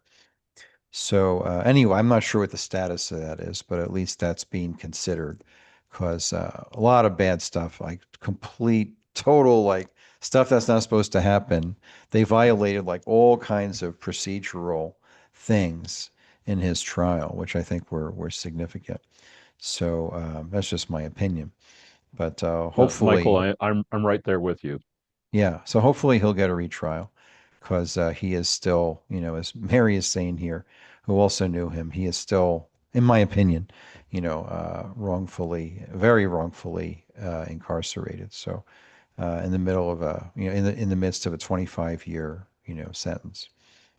I believe, just my opinion, wrongfully accused of bad I things. completely agree. So, but just something about his character, like just talk about, just, a person's character is proven in times of adversity, but also, as Abraham Lincoln said, Yes, yes. when they're given power, like how Mhm. they handle that, but also in adversity, and being in a, maximum security, prison, and having that type of attitude, but also, and I think he's in a less intense facility now, but just speaks to who he is. I agree completely. And that was one of my I think my very first seminar for standard process was with Stuart. Really? Uh-huh. Wow. Wow. And then, the other major influences on me were Janet Lang, Michael Oh, sure. Dobbins, Yes. um, Robbins, and yourself, of course. Yeah. Well, thank you. So thank you. Well, that's a hall of heroes by any measure. And yeah, thank you. And Michael, just last thing. This is Priestman WC, Wellness and Chiropractic Yeah. dot Yeah. com. Want to encourage folks to go there. What will folks just tell us a little bit about the work you're doing now and how folks can get in touch with you and stay in touch with your work, which I know is evolving. Well, probably the website is the best place to go to. Yep, And then if something tickles your fancy, you can always give us a call, and I'm happy to talk to anybody. that's great. That's great. Thank you. And I think it was, let's see, was it Jeff Smith that lives in your town? Oh, yes. Jeff Yeah, is yeah. a buddy. Oh, that's great. He was a client of mine, a Uh-huh. speaking client. I Uh-huh. spoke for him many times in my 25 years speaking for Standard Process, um, uh, which I was just endlessly thankful for. But Jeff is a great guy, and I Absolutely. kind of vaguely remember that town as associated with him. So that's great. So you've got astrology services. That's amazing, and then other services. Are you working with folks virtually, remotely, or just mostly in the office? Mostly in the office, Okay, but I'm using the Maestro and blood sure, work and so on, so I sure. can certainly do things remotely if necessary. Yeah, great. Okay, because we Um, have a most of our audience is not in that town, so so Well, really, that that I joke and say that I'm actually an astrologer who does chiropractic as a oh side gig, wow, okay, okay. and I'm currently taking a professional level course in astrology in Oh wow, vibrational astrology, which oh is wow, evidence based. And what they do is they use extreme case sampling oh of people with specific um, astrological signatures. yes, And statistically, it's a very valid way of looking at things. okay, So it takes out a lot. So, for instance, what you would do is you would look at somebody with if you wanted to know what Chiron did in someone's chart, you would take people with the huh, closest Sun Chiron conjunction right. in a database of 20,000 people. Oh wow. Okay. And then from that, you would look at their bios and see what they had in common. Right. And that has turned out to be a very reliable way of determining what a characteristic will be. And Interesting. then and Okay. then the other thing is, it goes back to our buddy, oh boy, Tesla, Oh sure. and energy, vibration, and frequency. Hmm. And so what they're saying is that all of the sacred geometry is applicable. Oh great. Wow. And Wonderful. then with computers, you can come up with algorithms that sort this out for you to some degree. Yes. But ultimately, we're living in a soup of consciousness that is punctuated by um, particles that are condensed energy, Mm. and the geometrical relationships between these things are significant. Mm.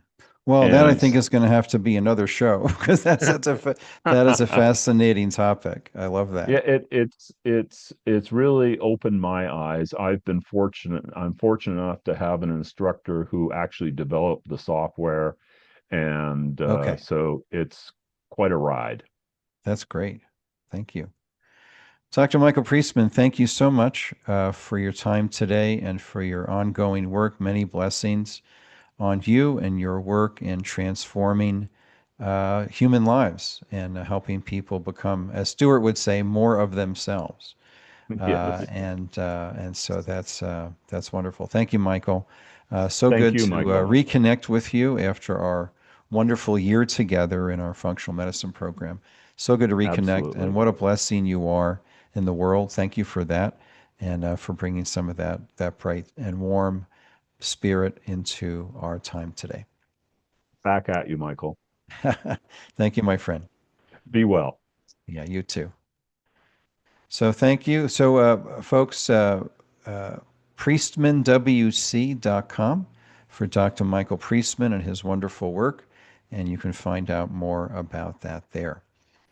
We have another wonderful guest who's also a graduate of our functional medicine program at cliniciansmastermind.com.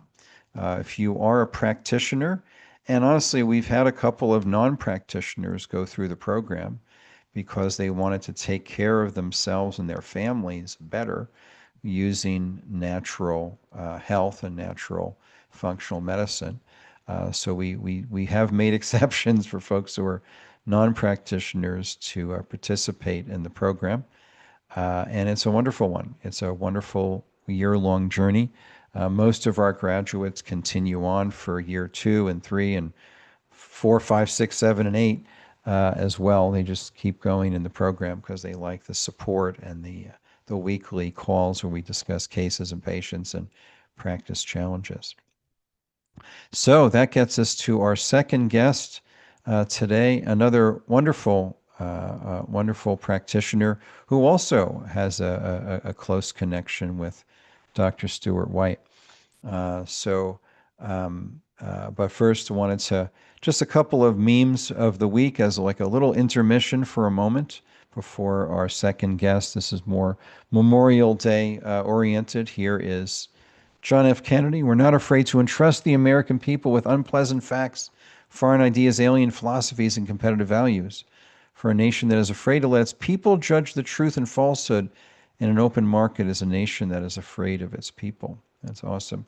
One of my favorite presidents, and also one of my favorite historical figures, Frederick Douglass. Find out just what any people will quietly submit to, and you'll have the exact measure of the injustice and wrong which will be imposed on them.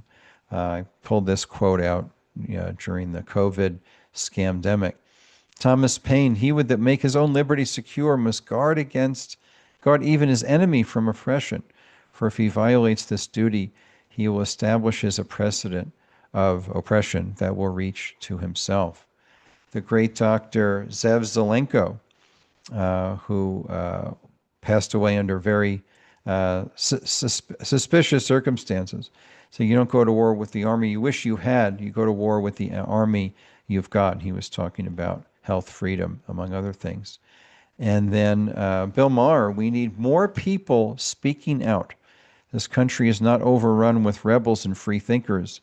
It's overrun with sheep and conformists.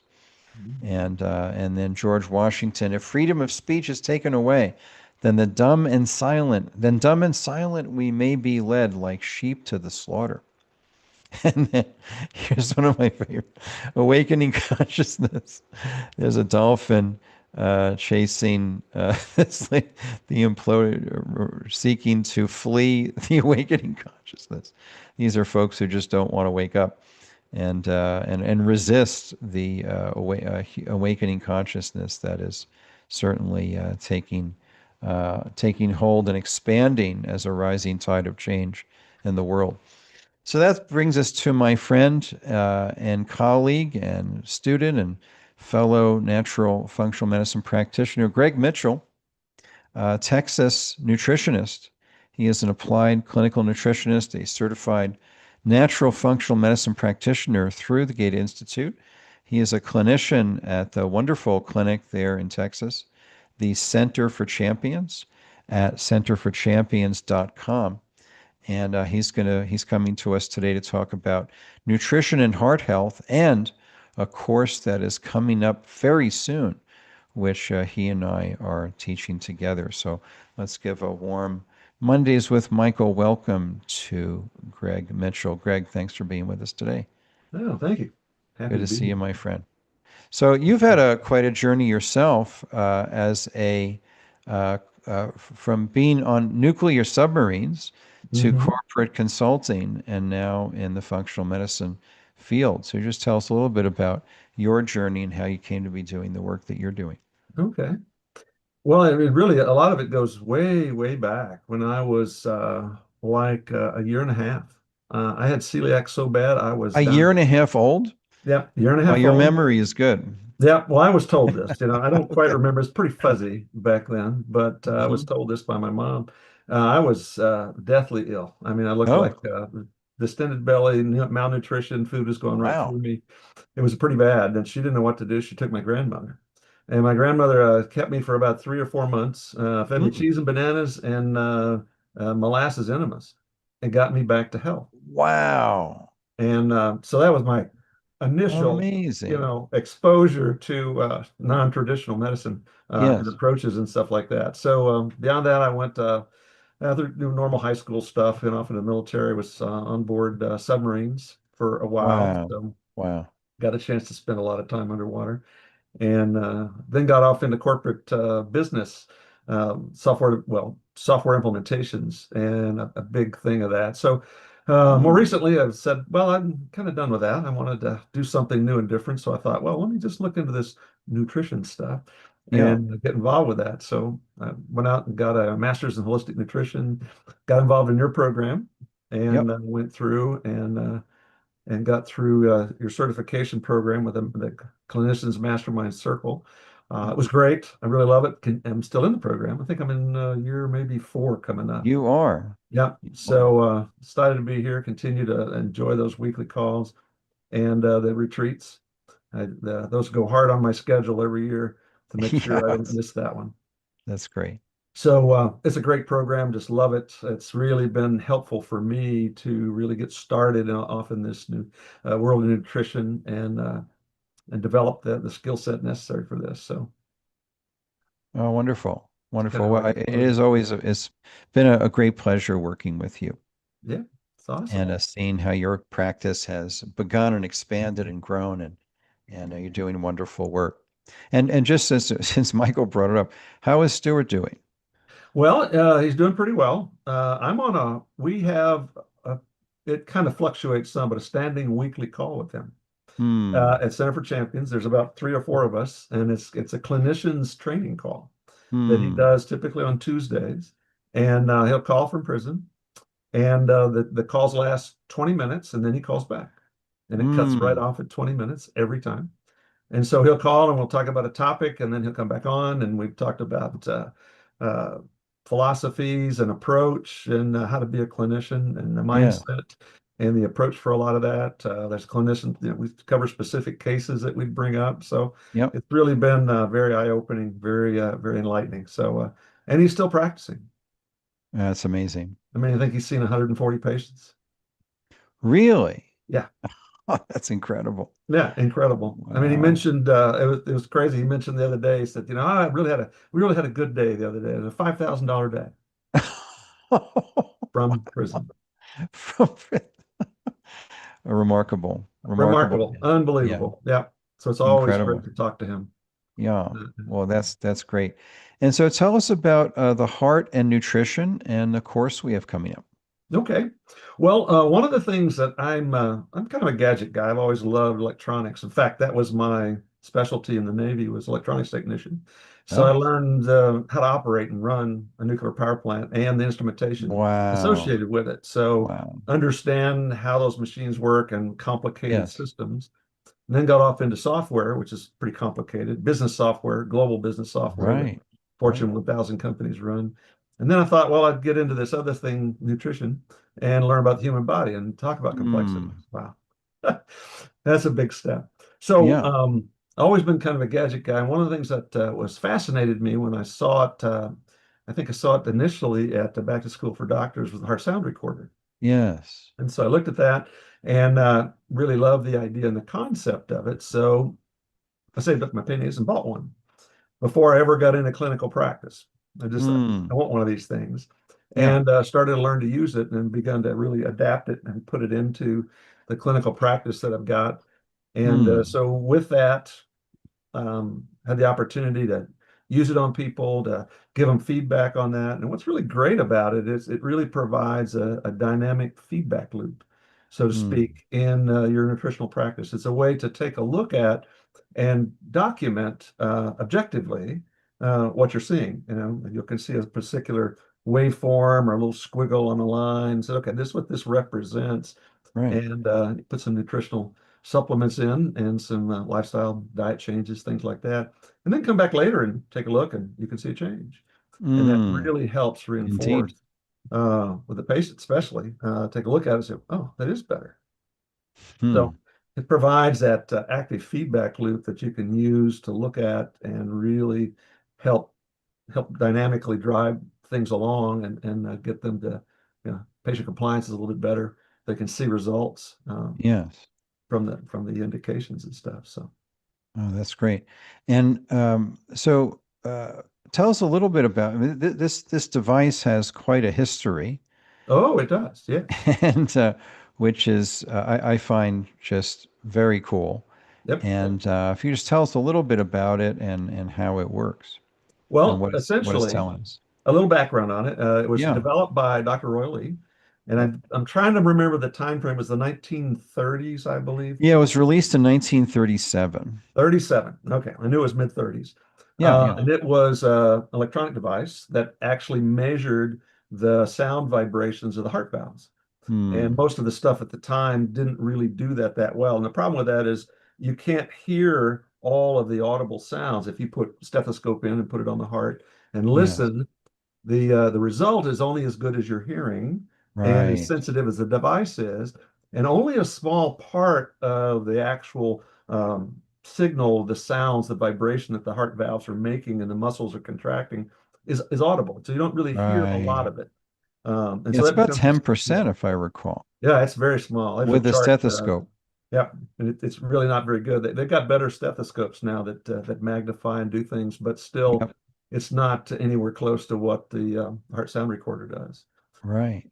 So he had Right. that, and with that, he used it essentially to, and got a lot of clinicians to try it and provide feedback. And with that, they developed kind of a clinical reference guide of sorts that they would look at things, experiment with different type of solutions, and provide that feedback. And over time, Hmm. they developed kind of a list to say, well, if you see these things that look like these kind of anomalies on signals, you would use a particular kind of supplement for it and got good results.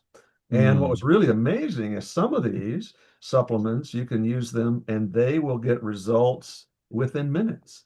Yes. And it's so fast. I Right. don't tend to push that much because people start to think it's a trick. It's it's Right. Right. oh, you're doing Right. something that's not possible. And so, but there really are. There's over and over clinicians come back with evidence that says, yeah, here is the recording.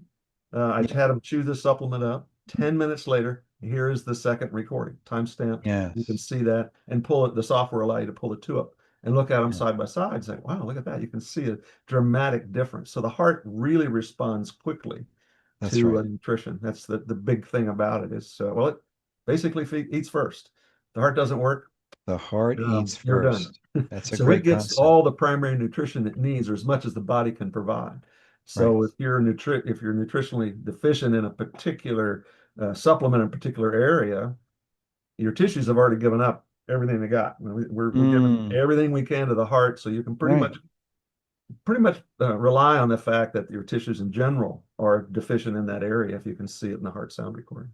Right. Because it'll, um, the heart imbalances Hmm.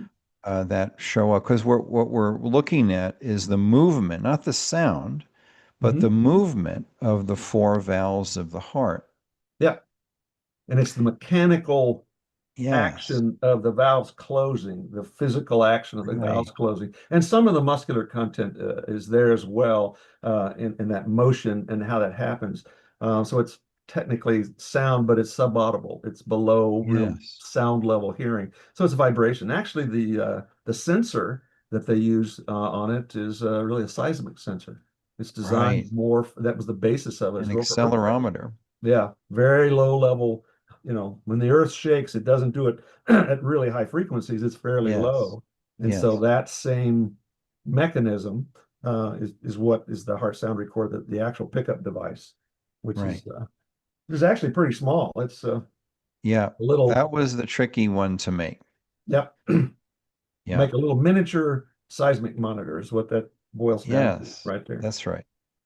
Yeah, I know there have been many attempts to replicate it because it's almost like a Swiss watch with Yeah. these super tiny little sprite. I actually it was like I was at Starbucks one day with the engineer who figured it out finally after all these decades how to replicate what Dr. Lee produced in 1937.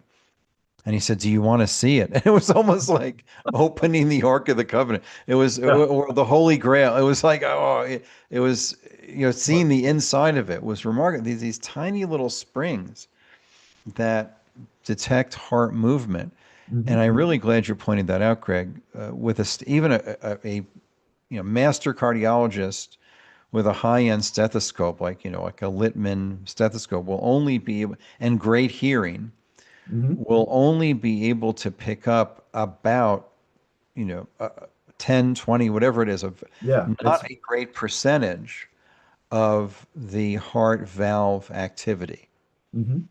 Most of it is inaudible, Yeah. and Down the below hearing frequency. HSR picks up all of it and puts it on a graph. So here's the original device from 1937. So this Yep. is, 90 years ago. Right. Dr. Lee, the master inventor, he had, 70 to 100 patents. I Mhm. That's keep an hearing old different numbers. tube-driven machine. Had Yeah, the yeah, and vacuum tubes in it and that's all the right. stuff. That's right. And drew these like seismograph readings Hmm. of the heart, which were on rolls of paper. When Yep. I had my first HSR done, I have to find out where I put it, but here's your roll of paper with your graph, and it would just draw like a earthquake seismograph, Yeah. detecting this very subtle thing. And then here is the modern device, which is Yep. sometimes called the digital endocardiograph. Yeah. And it's really small. I mean, It's small, but this that's is the tough stuff. This was the thing that was the hardest to produce. And Daryl, who's here in Loveland in Colorado, was the first engineer who was able to replicate accurately. And they spent years, Mark Anderson, Joseph Antel, others, John Reichart, the chiropractor, who is those are all the key people in the project. They kept refining it until they could take the old endocardiograph, run a graph, run the digital endocardiograph, the heart sound recorder, and they had to be identical. And it had to be as accurate as the original endocardiograph. And some of these still exist. oh yeah. Uh, Yeah, there's still some around, but yeah, there's still some around, and so they had to make sure it was as accurate as the original device, and they did it, okay. and they figured it out. But it's quite a remarkable thing. Now there was an intermediate device as well. The acousticardiograph. Yeah, the Yeah. acousticardiograph. Yep. And did a little Yep. looking on that, and that was developed by Dr. George Goodhart and Wally Yep. Schmidt. Right. Put that together and came up with one of those. Yes. And that's a big, heavy thing. Yes. Yes. It Oh, you looks got like one. this. Oh, wow. Okay. Cool. That's great. And that That's, happens to be Stuart White's. oh, is it? Oh, wow. Yeah. That's great. I'm holding on to his ACG for him. So Oh, that's great. That's great. Well, we hope to see him in person yeah. soon. And that one does produce the strip charts. Yep. So it's kind of interesting to play with. I've got it working. It functions. Oh, that's great. Yeah. Yeah, Mark wasn't as impressed with the ACG compared to the original Endo and to the modern HSR, but he was thankful that it was available because Yeah, an there intermediate weren't that device. many Yeah. endocardiographs still around. So it's sort of like a better than nothing, substitute until, the HSR was widely available. So that's all good things. So great. Just if you could give so a couple of things. One is we have this course coming up, which I'm Mhm. very excited about, because this knowledge needs to continue. This is 90 years of clinical knowledge that really is incredibly helpful. So if you could just tell us a little bit about this course that starts in a couple of weeks, Mhm. Decoding the Heart, a natural functional medicine workshop using the heart sound recorder. And you're going to be teaching the bulk of the material. I'm going to do a final class in July, but you're teaching 4 classes Mhm. through the month of June, and thank you for that. Just tell us what folks are going to learn in this course. Okay. Well, there's got an outline there. We've broken it up by week. The Yep. first week there's like the foundations of the interpretation, a little bit of history and what the device Yes. is and how it works and some stuff like that and to get into it. And then there's the automatic connection, and that Yes. really looks at sympathetic, parasympathetic, and Great. heart rate is Yes. we spend some time on that. And then Right. lastly, the next one would be more some of the details because what they did was there's a heart sound recorder, there's a reference chart Yep. The that they came Paxton up with, chart. and I kind of Yeah. consider this the clinical reference guide for the Yep. HSR. Yep. It, The it main really does findings. lay all that out, and so we're going to walk through that chart. So my goal with the course is essentially I wanted you to be able to use it Yep. at the end of the course. I want you to feel confident enough to walk in with the patient Right. and put it on, run the Yep. recordings, get an assessment, and provide a result and a recommendation. Right. That's the mechanics of it. I'm not going to Yep. spend a lot of time, talking about why the particular supplements may work. I'm going to Sure. Sure. identify the ones that are going to work for different situations. Yes. But I don't intend to spend a lot of time going through, medical studies or history to try Right. to Right. come Right. up Right. and validate all of that. It's kind of the clinical reference guide, so I'm going to teach the clinical reference guide and Yeah. walk That's through great. that.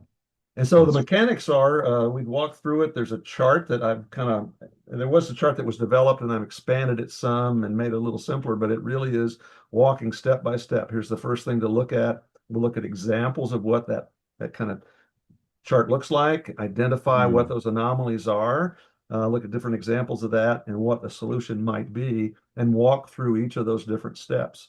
And like early on, we'll look at how do you measure the heart rate, and I'll bring the software up Yep. and actually use it and show exactly how to move things around, get the marks in the right place, get some numbers that you can work Right. with, Right. and all that. So it's very much the idea is to walk through Practical, hands-on, hands-on. Yep. get it done. Let me show you how to do this in your practice. And I had a lot Right. of great success with it. In fact, I've gone to 2 different practitioners in the Houston area that bought Yep. an HSR and Hmm. didn't feel comfortable. And like, I've got it. I just don't feel like I'm ready to step out Sure. with it. Sure. And so, yeah, I've done that twice. Went and spent an afternoon with them. and said, all right, let me walk you through it. Wow. Let me show you how to use it. Hand in the That's chart, great. hand in the quick reference guide. Let's walk through it. I'm going to put, and they brought, one of the ladies brought in, gosh, we probably did about 8 patients. Yes. So we bring it in, I'd set it up on them, walk her through it, explain what we're doing for it and everything, and help out with that. So it's been really pretty helpful. Oh, It's a excellent. great chance to practice with it and get people comfortable. So that's the goal Mhm. behind it. Yeah. That's Gonna great. use it Now, Monday morning. well, that's good. So, Greg, you talked about the importance of nutrition or nutritional status to the heart. And Mhm. now the heart can reveal nutritional deficiencies or imbalances. Yes. And so for folks who may not have the device, All right. what will they learn about the heart and about nutrition that they can apply, even if they don't have or have access to the device themselves? Okay. Yeah. What it does is great because the device identifies and talks about what kinds of things are Sure. there. Now, That's you may right. not have a device to actually see it, but we provide solutions, and those solutions generally work across the board very broadly. There's a Mm. product, a standard process product, a Cataplex B core, is a B vitamin, Yep. a Yep. comprehensive B vitamin that is in like 9 out of the 12 or 15, more than half of the Right. solutions that always shows up.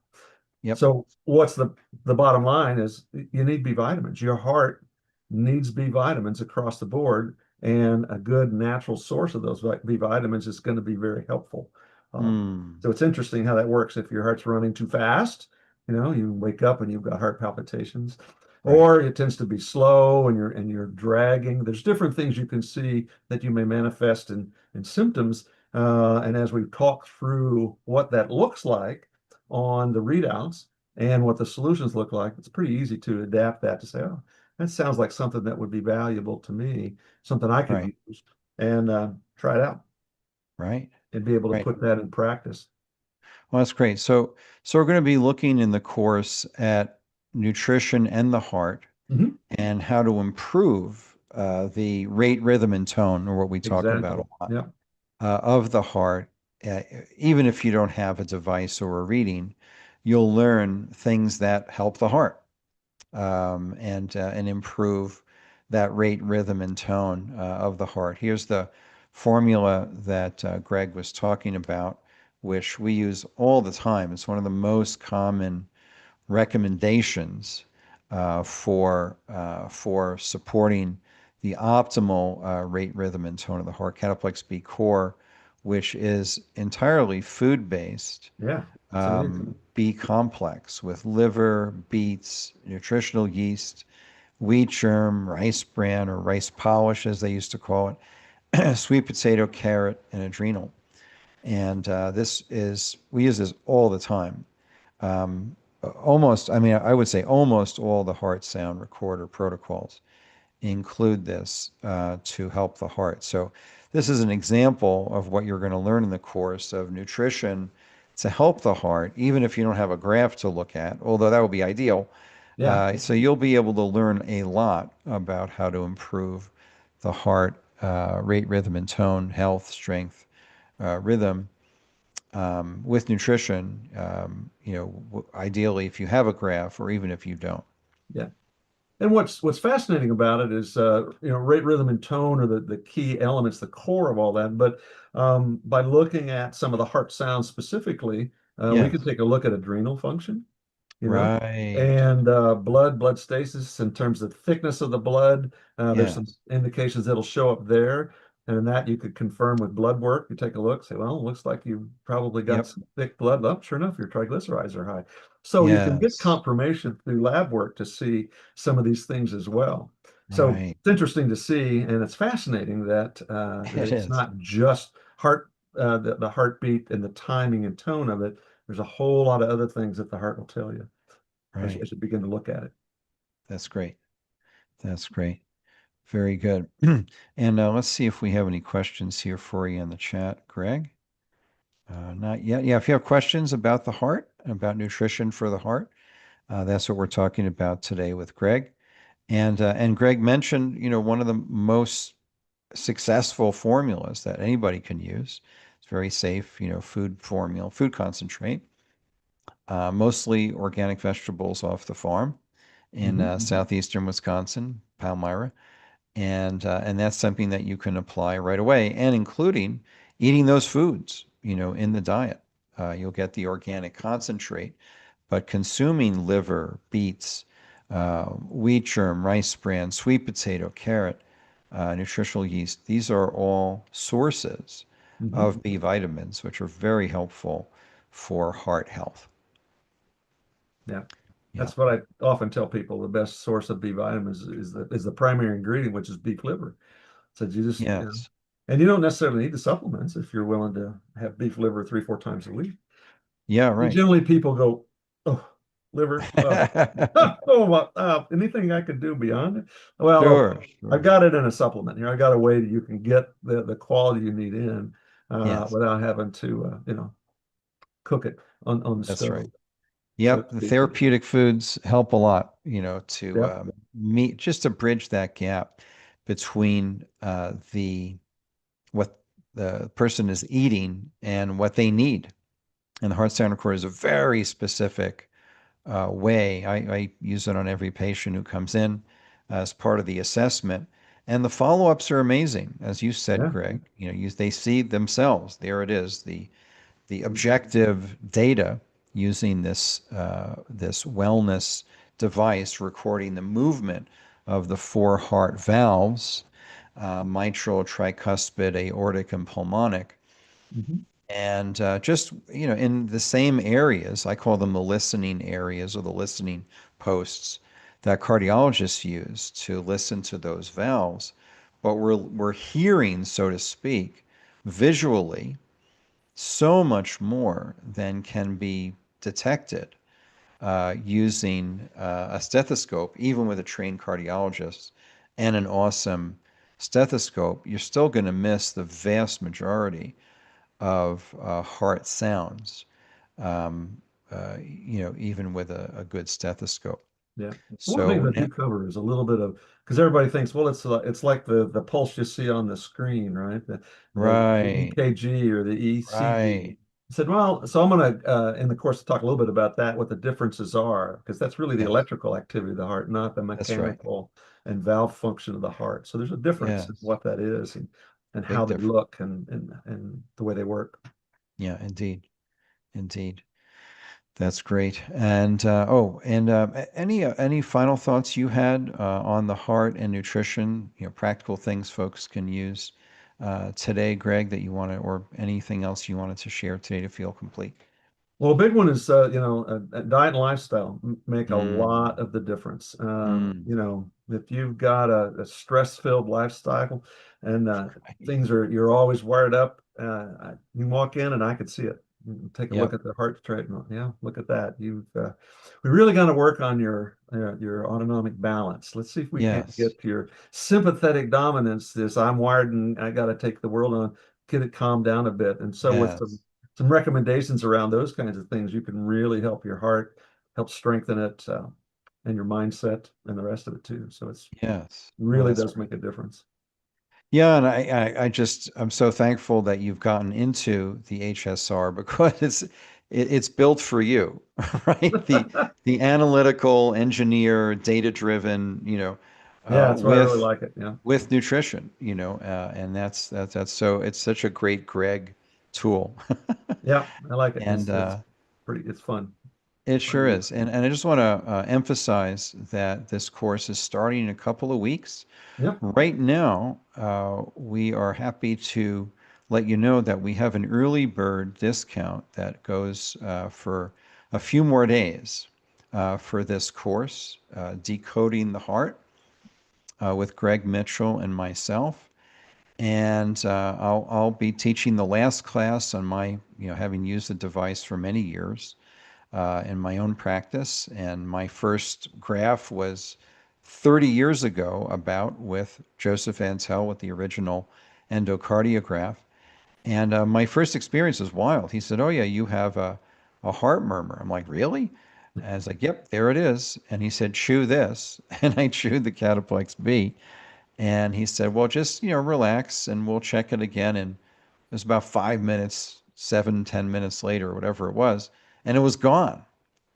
No more heart murmur in less than 10 minutes. Yep. And I know you see this every week in your practice, these type of results as I do. But it's quick, and when you give the heart the nutrition it needs, it responds very quickly. Dr. Lee said exactly that in the 1950s, that the heart is the most responsive organ to nutrition. And that's absolutely true. I've just seen it too many times in my practices. I know you have in yours. And so Early Bird is going on for the next few days till Friday. And you get an additional discount for attending the podcast, MWM10. You get an additional $10, initial 10% discount on top of Early Bird for this week.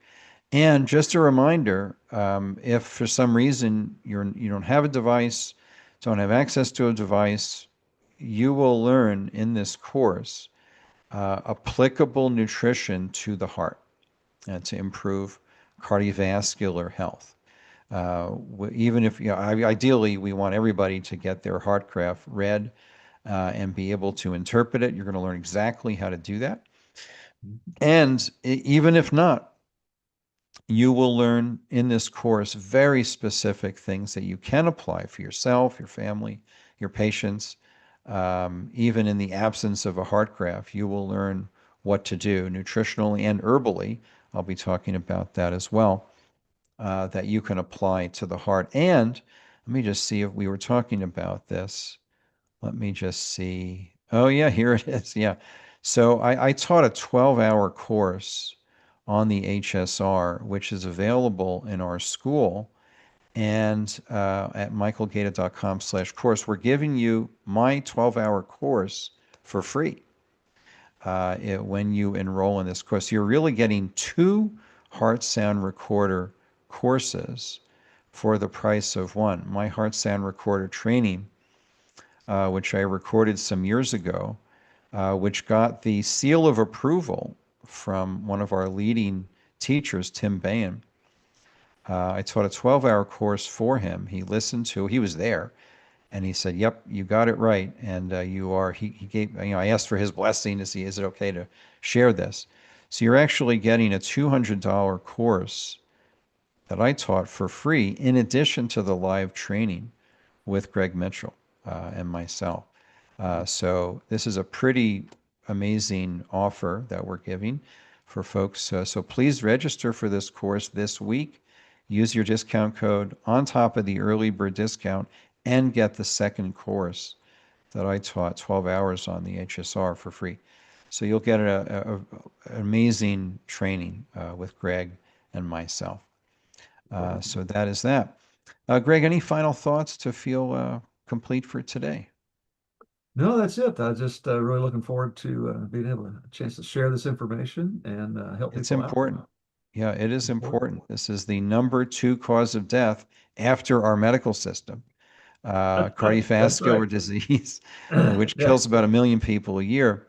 Cardiovascular disease is the number 2 cause of death. So what you're going to learn in this course is very practical, very applicable, even without a graph, which we hope you will get a graph, Yeah. but you'll be able to apply this to anybody, anywhere, at any time.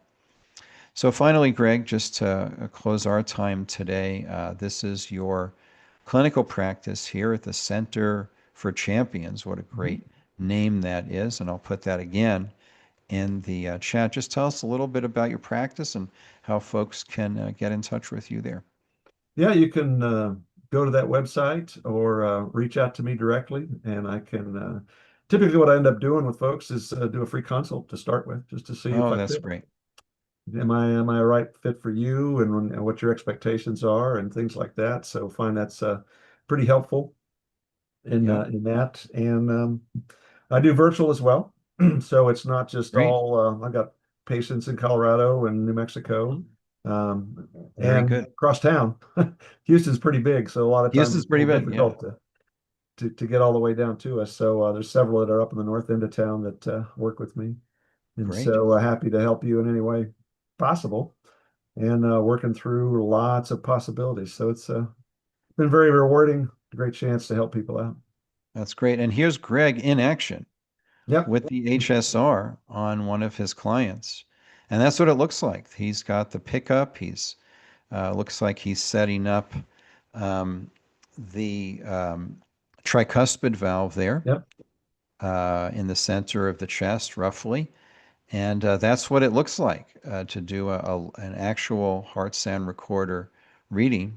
That's what it looks like. And there's four positions. We have the mitral, the tricuspid, the aortic, and pulmonic locations. Same four locations that a cardiologist will use. And with all due respect to cardiologists, we're hearing, so to speak, way more information than can possibly be picked Yep. up with a stethoscope. Way So more. this is Very pretty true. exciting stuff, and that's why I use this assessment tool on every patient. And honestly, I learned stuff I don't think I would have been able to learn any other way. It's a one. I don't know if you would agree with that, Craig, Oh yeah, but absolutely. the information we get is pretty remarkable. So Indeed. look forward to joining you with Greg and I in this course, which is coming up in a couple of weeks. But register this week and use your coupon code MWM10. You will guaranteed come away with practical information that you can apply for yourself, your family, your patients, if you're a practitioner on the heart, and be able to use the heart sound recorder in practice. And even if not, you will learn practically applicable things that will help anybody improve their cardiovascular health. Sure. Greg, thanks so much, my All right. friend. Thanks for your time today, and really look forward to sharing the stage, so to speak, with you in this course. Yeah, happy to be here. Thanks. Thanks for inviting me. All right, thanks, Greg.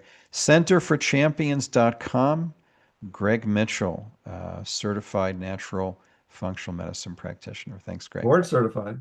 Board certified, Yeah. absolutely, and that's all through our school. And we are accredited by two separate independent accrediting bodies. So you do come away with actually two certifications, Mhm. one from us and one from the American Association of Natural Wellness Practitioners.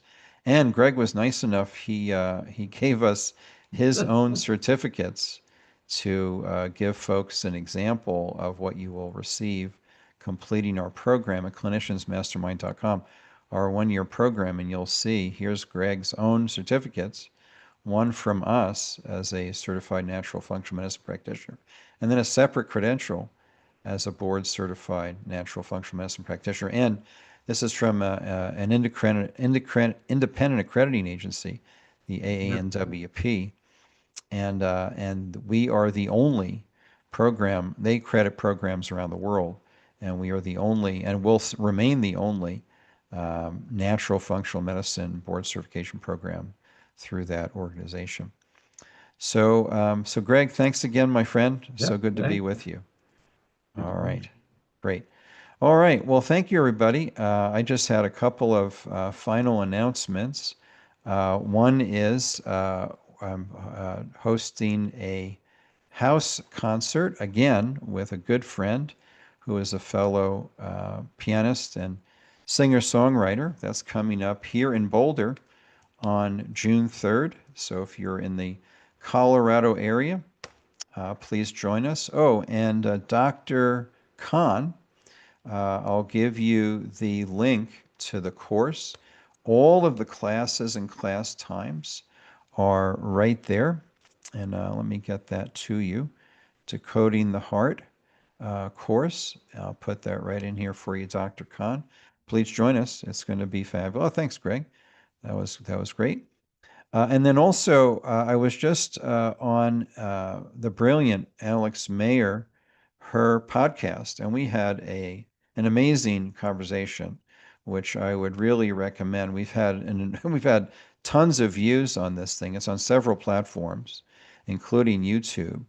But we kind of went deep on COVID and the scamdemic, plandemic, and We covered so many different topics, herd immunity. We covered a lot, and she's a great lady, super smart. And please encourage you to listen to that conversation. It's about an hour, and you'll see the transcript as well on YouTube. And wow, what a conversation that was. She was thrilled. I was thrilled. We had a great conversation that I think you'll want to listen to and share as well with folks in your life. So that just happened. That just came out a few days ago. So please enjoy that. All right, we have done it. Just blessings to you and yours for this Memorial Day. I am going to close our show today with a little more patriotic music, which I really enjoy, in honor of Memorial Day, honoring those in our military who have given their lives in service to our country. So that's that. Oh, and other thing. Wow, can't forget that. We have an amazing slate of guests coming up. And please share our show page with everybody you've ever met. And here it is. And we have coming up next week, we have a wonderful man. This is Australasia's passion provocateur himself, Charles Coves, who is a graduated attorney. He was a corporate attorney who wanted to do more meaningful work. And he is an amazing individual. He's really kind of an amazing guy, and quite a character. He's really a very passionate individual. And that's our topic next week. Passionate people produce great results. So that's coming up next week, June 1st, followed by, and this was a connection from Dr. Peter McCullough. I was on his show for the 4th time, and he was on our show for the 2nd time. And he said, you got to talk to Mark. And I did. I had an hour-and-a-half conversation with this guy last week. He's brilliant. And he is a corporate tech financial type guy and got into the health space and is brilliant. So follow that. In 2 weeks, we're going to have James Barry, founder of Plux Seasonings, and Dr. Mark Rhodes on infertility.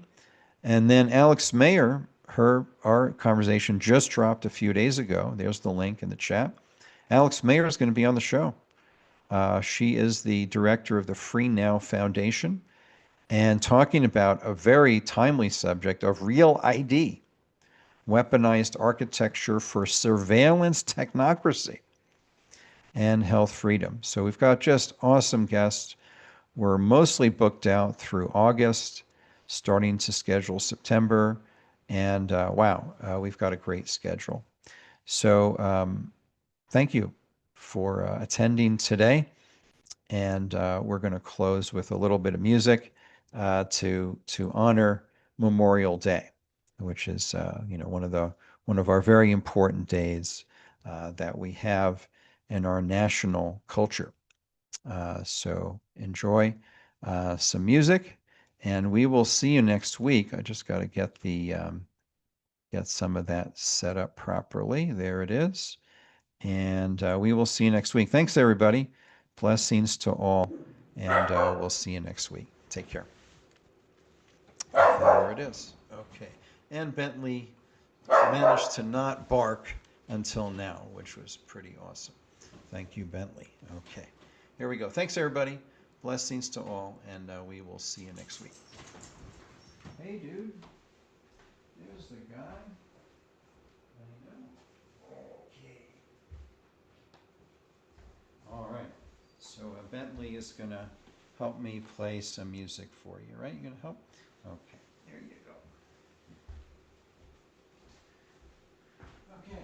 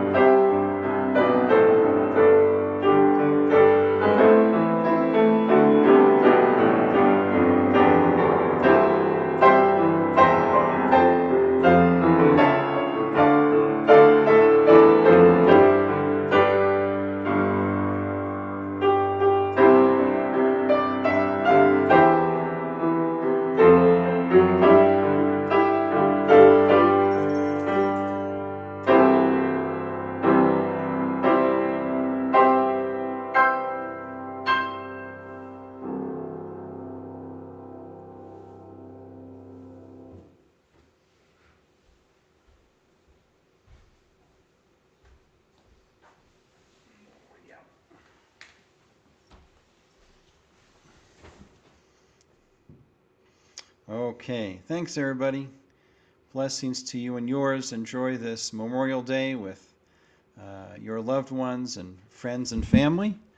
And on behalf of Bentley and myself, blessings to you and yours. We'll see you next week.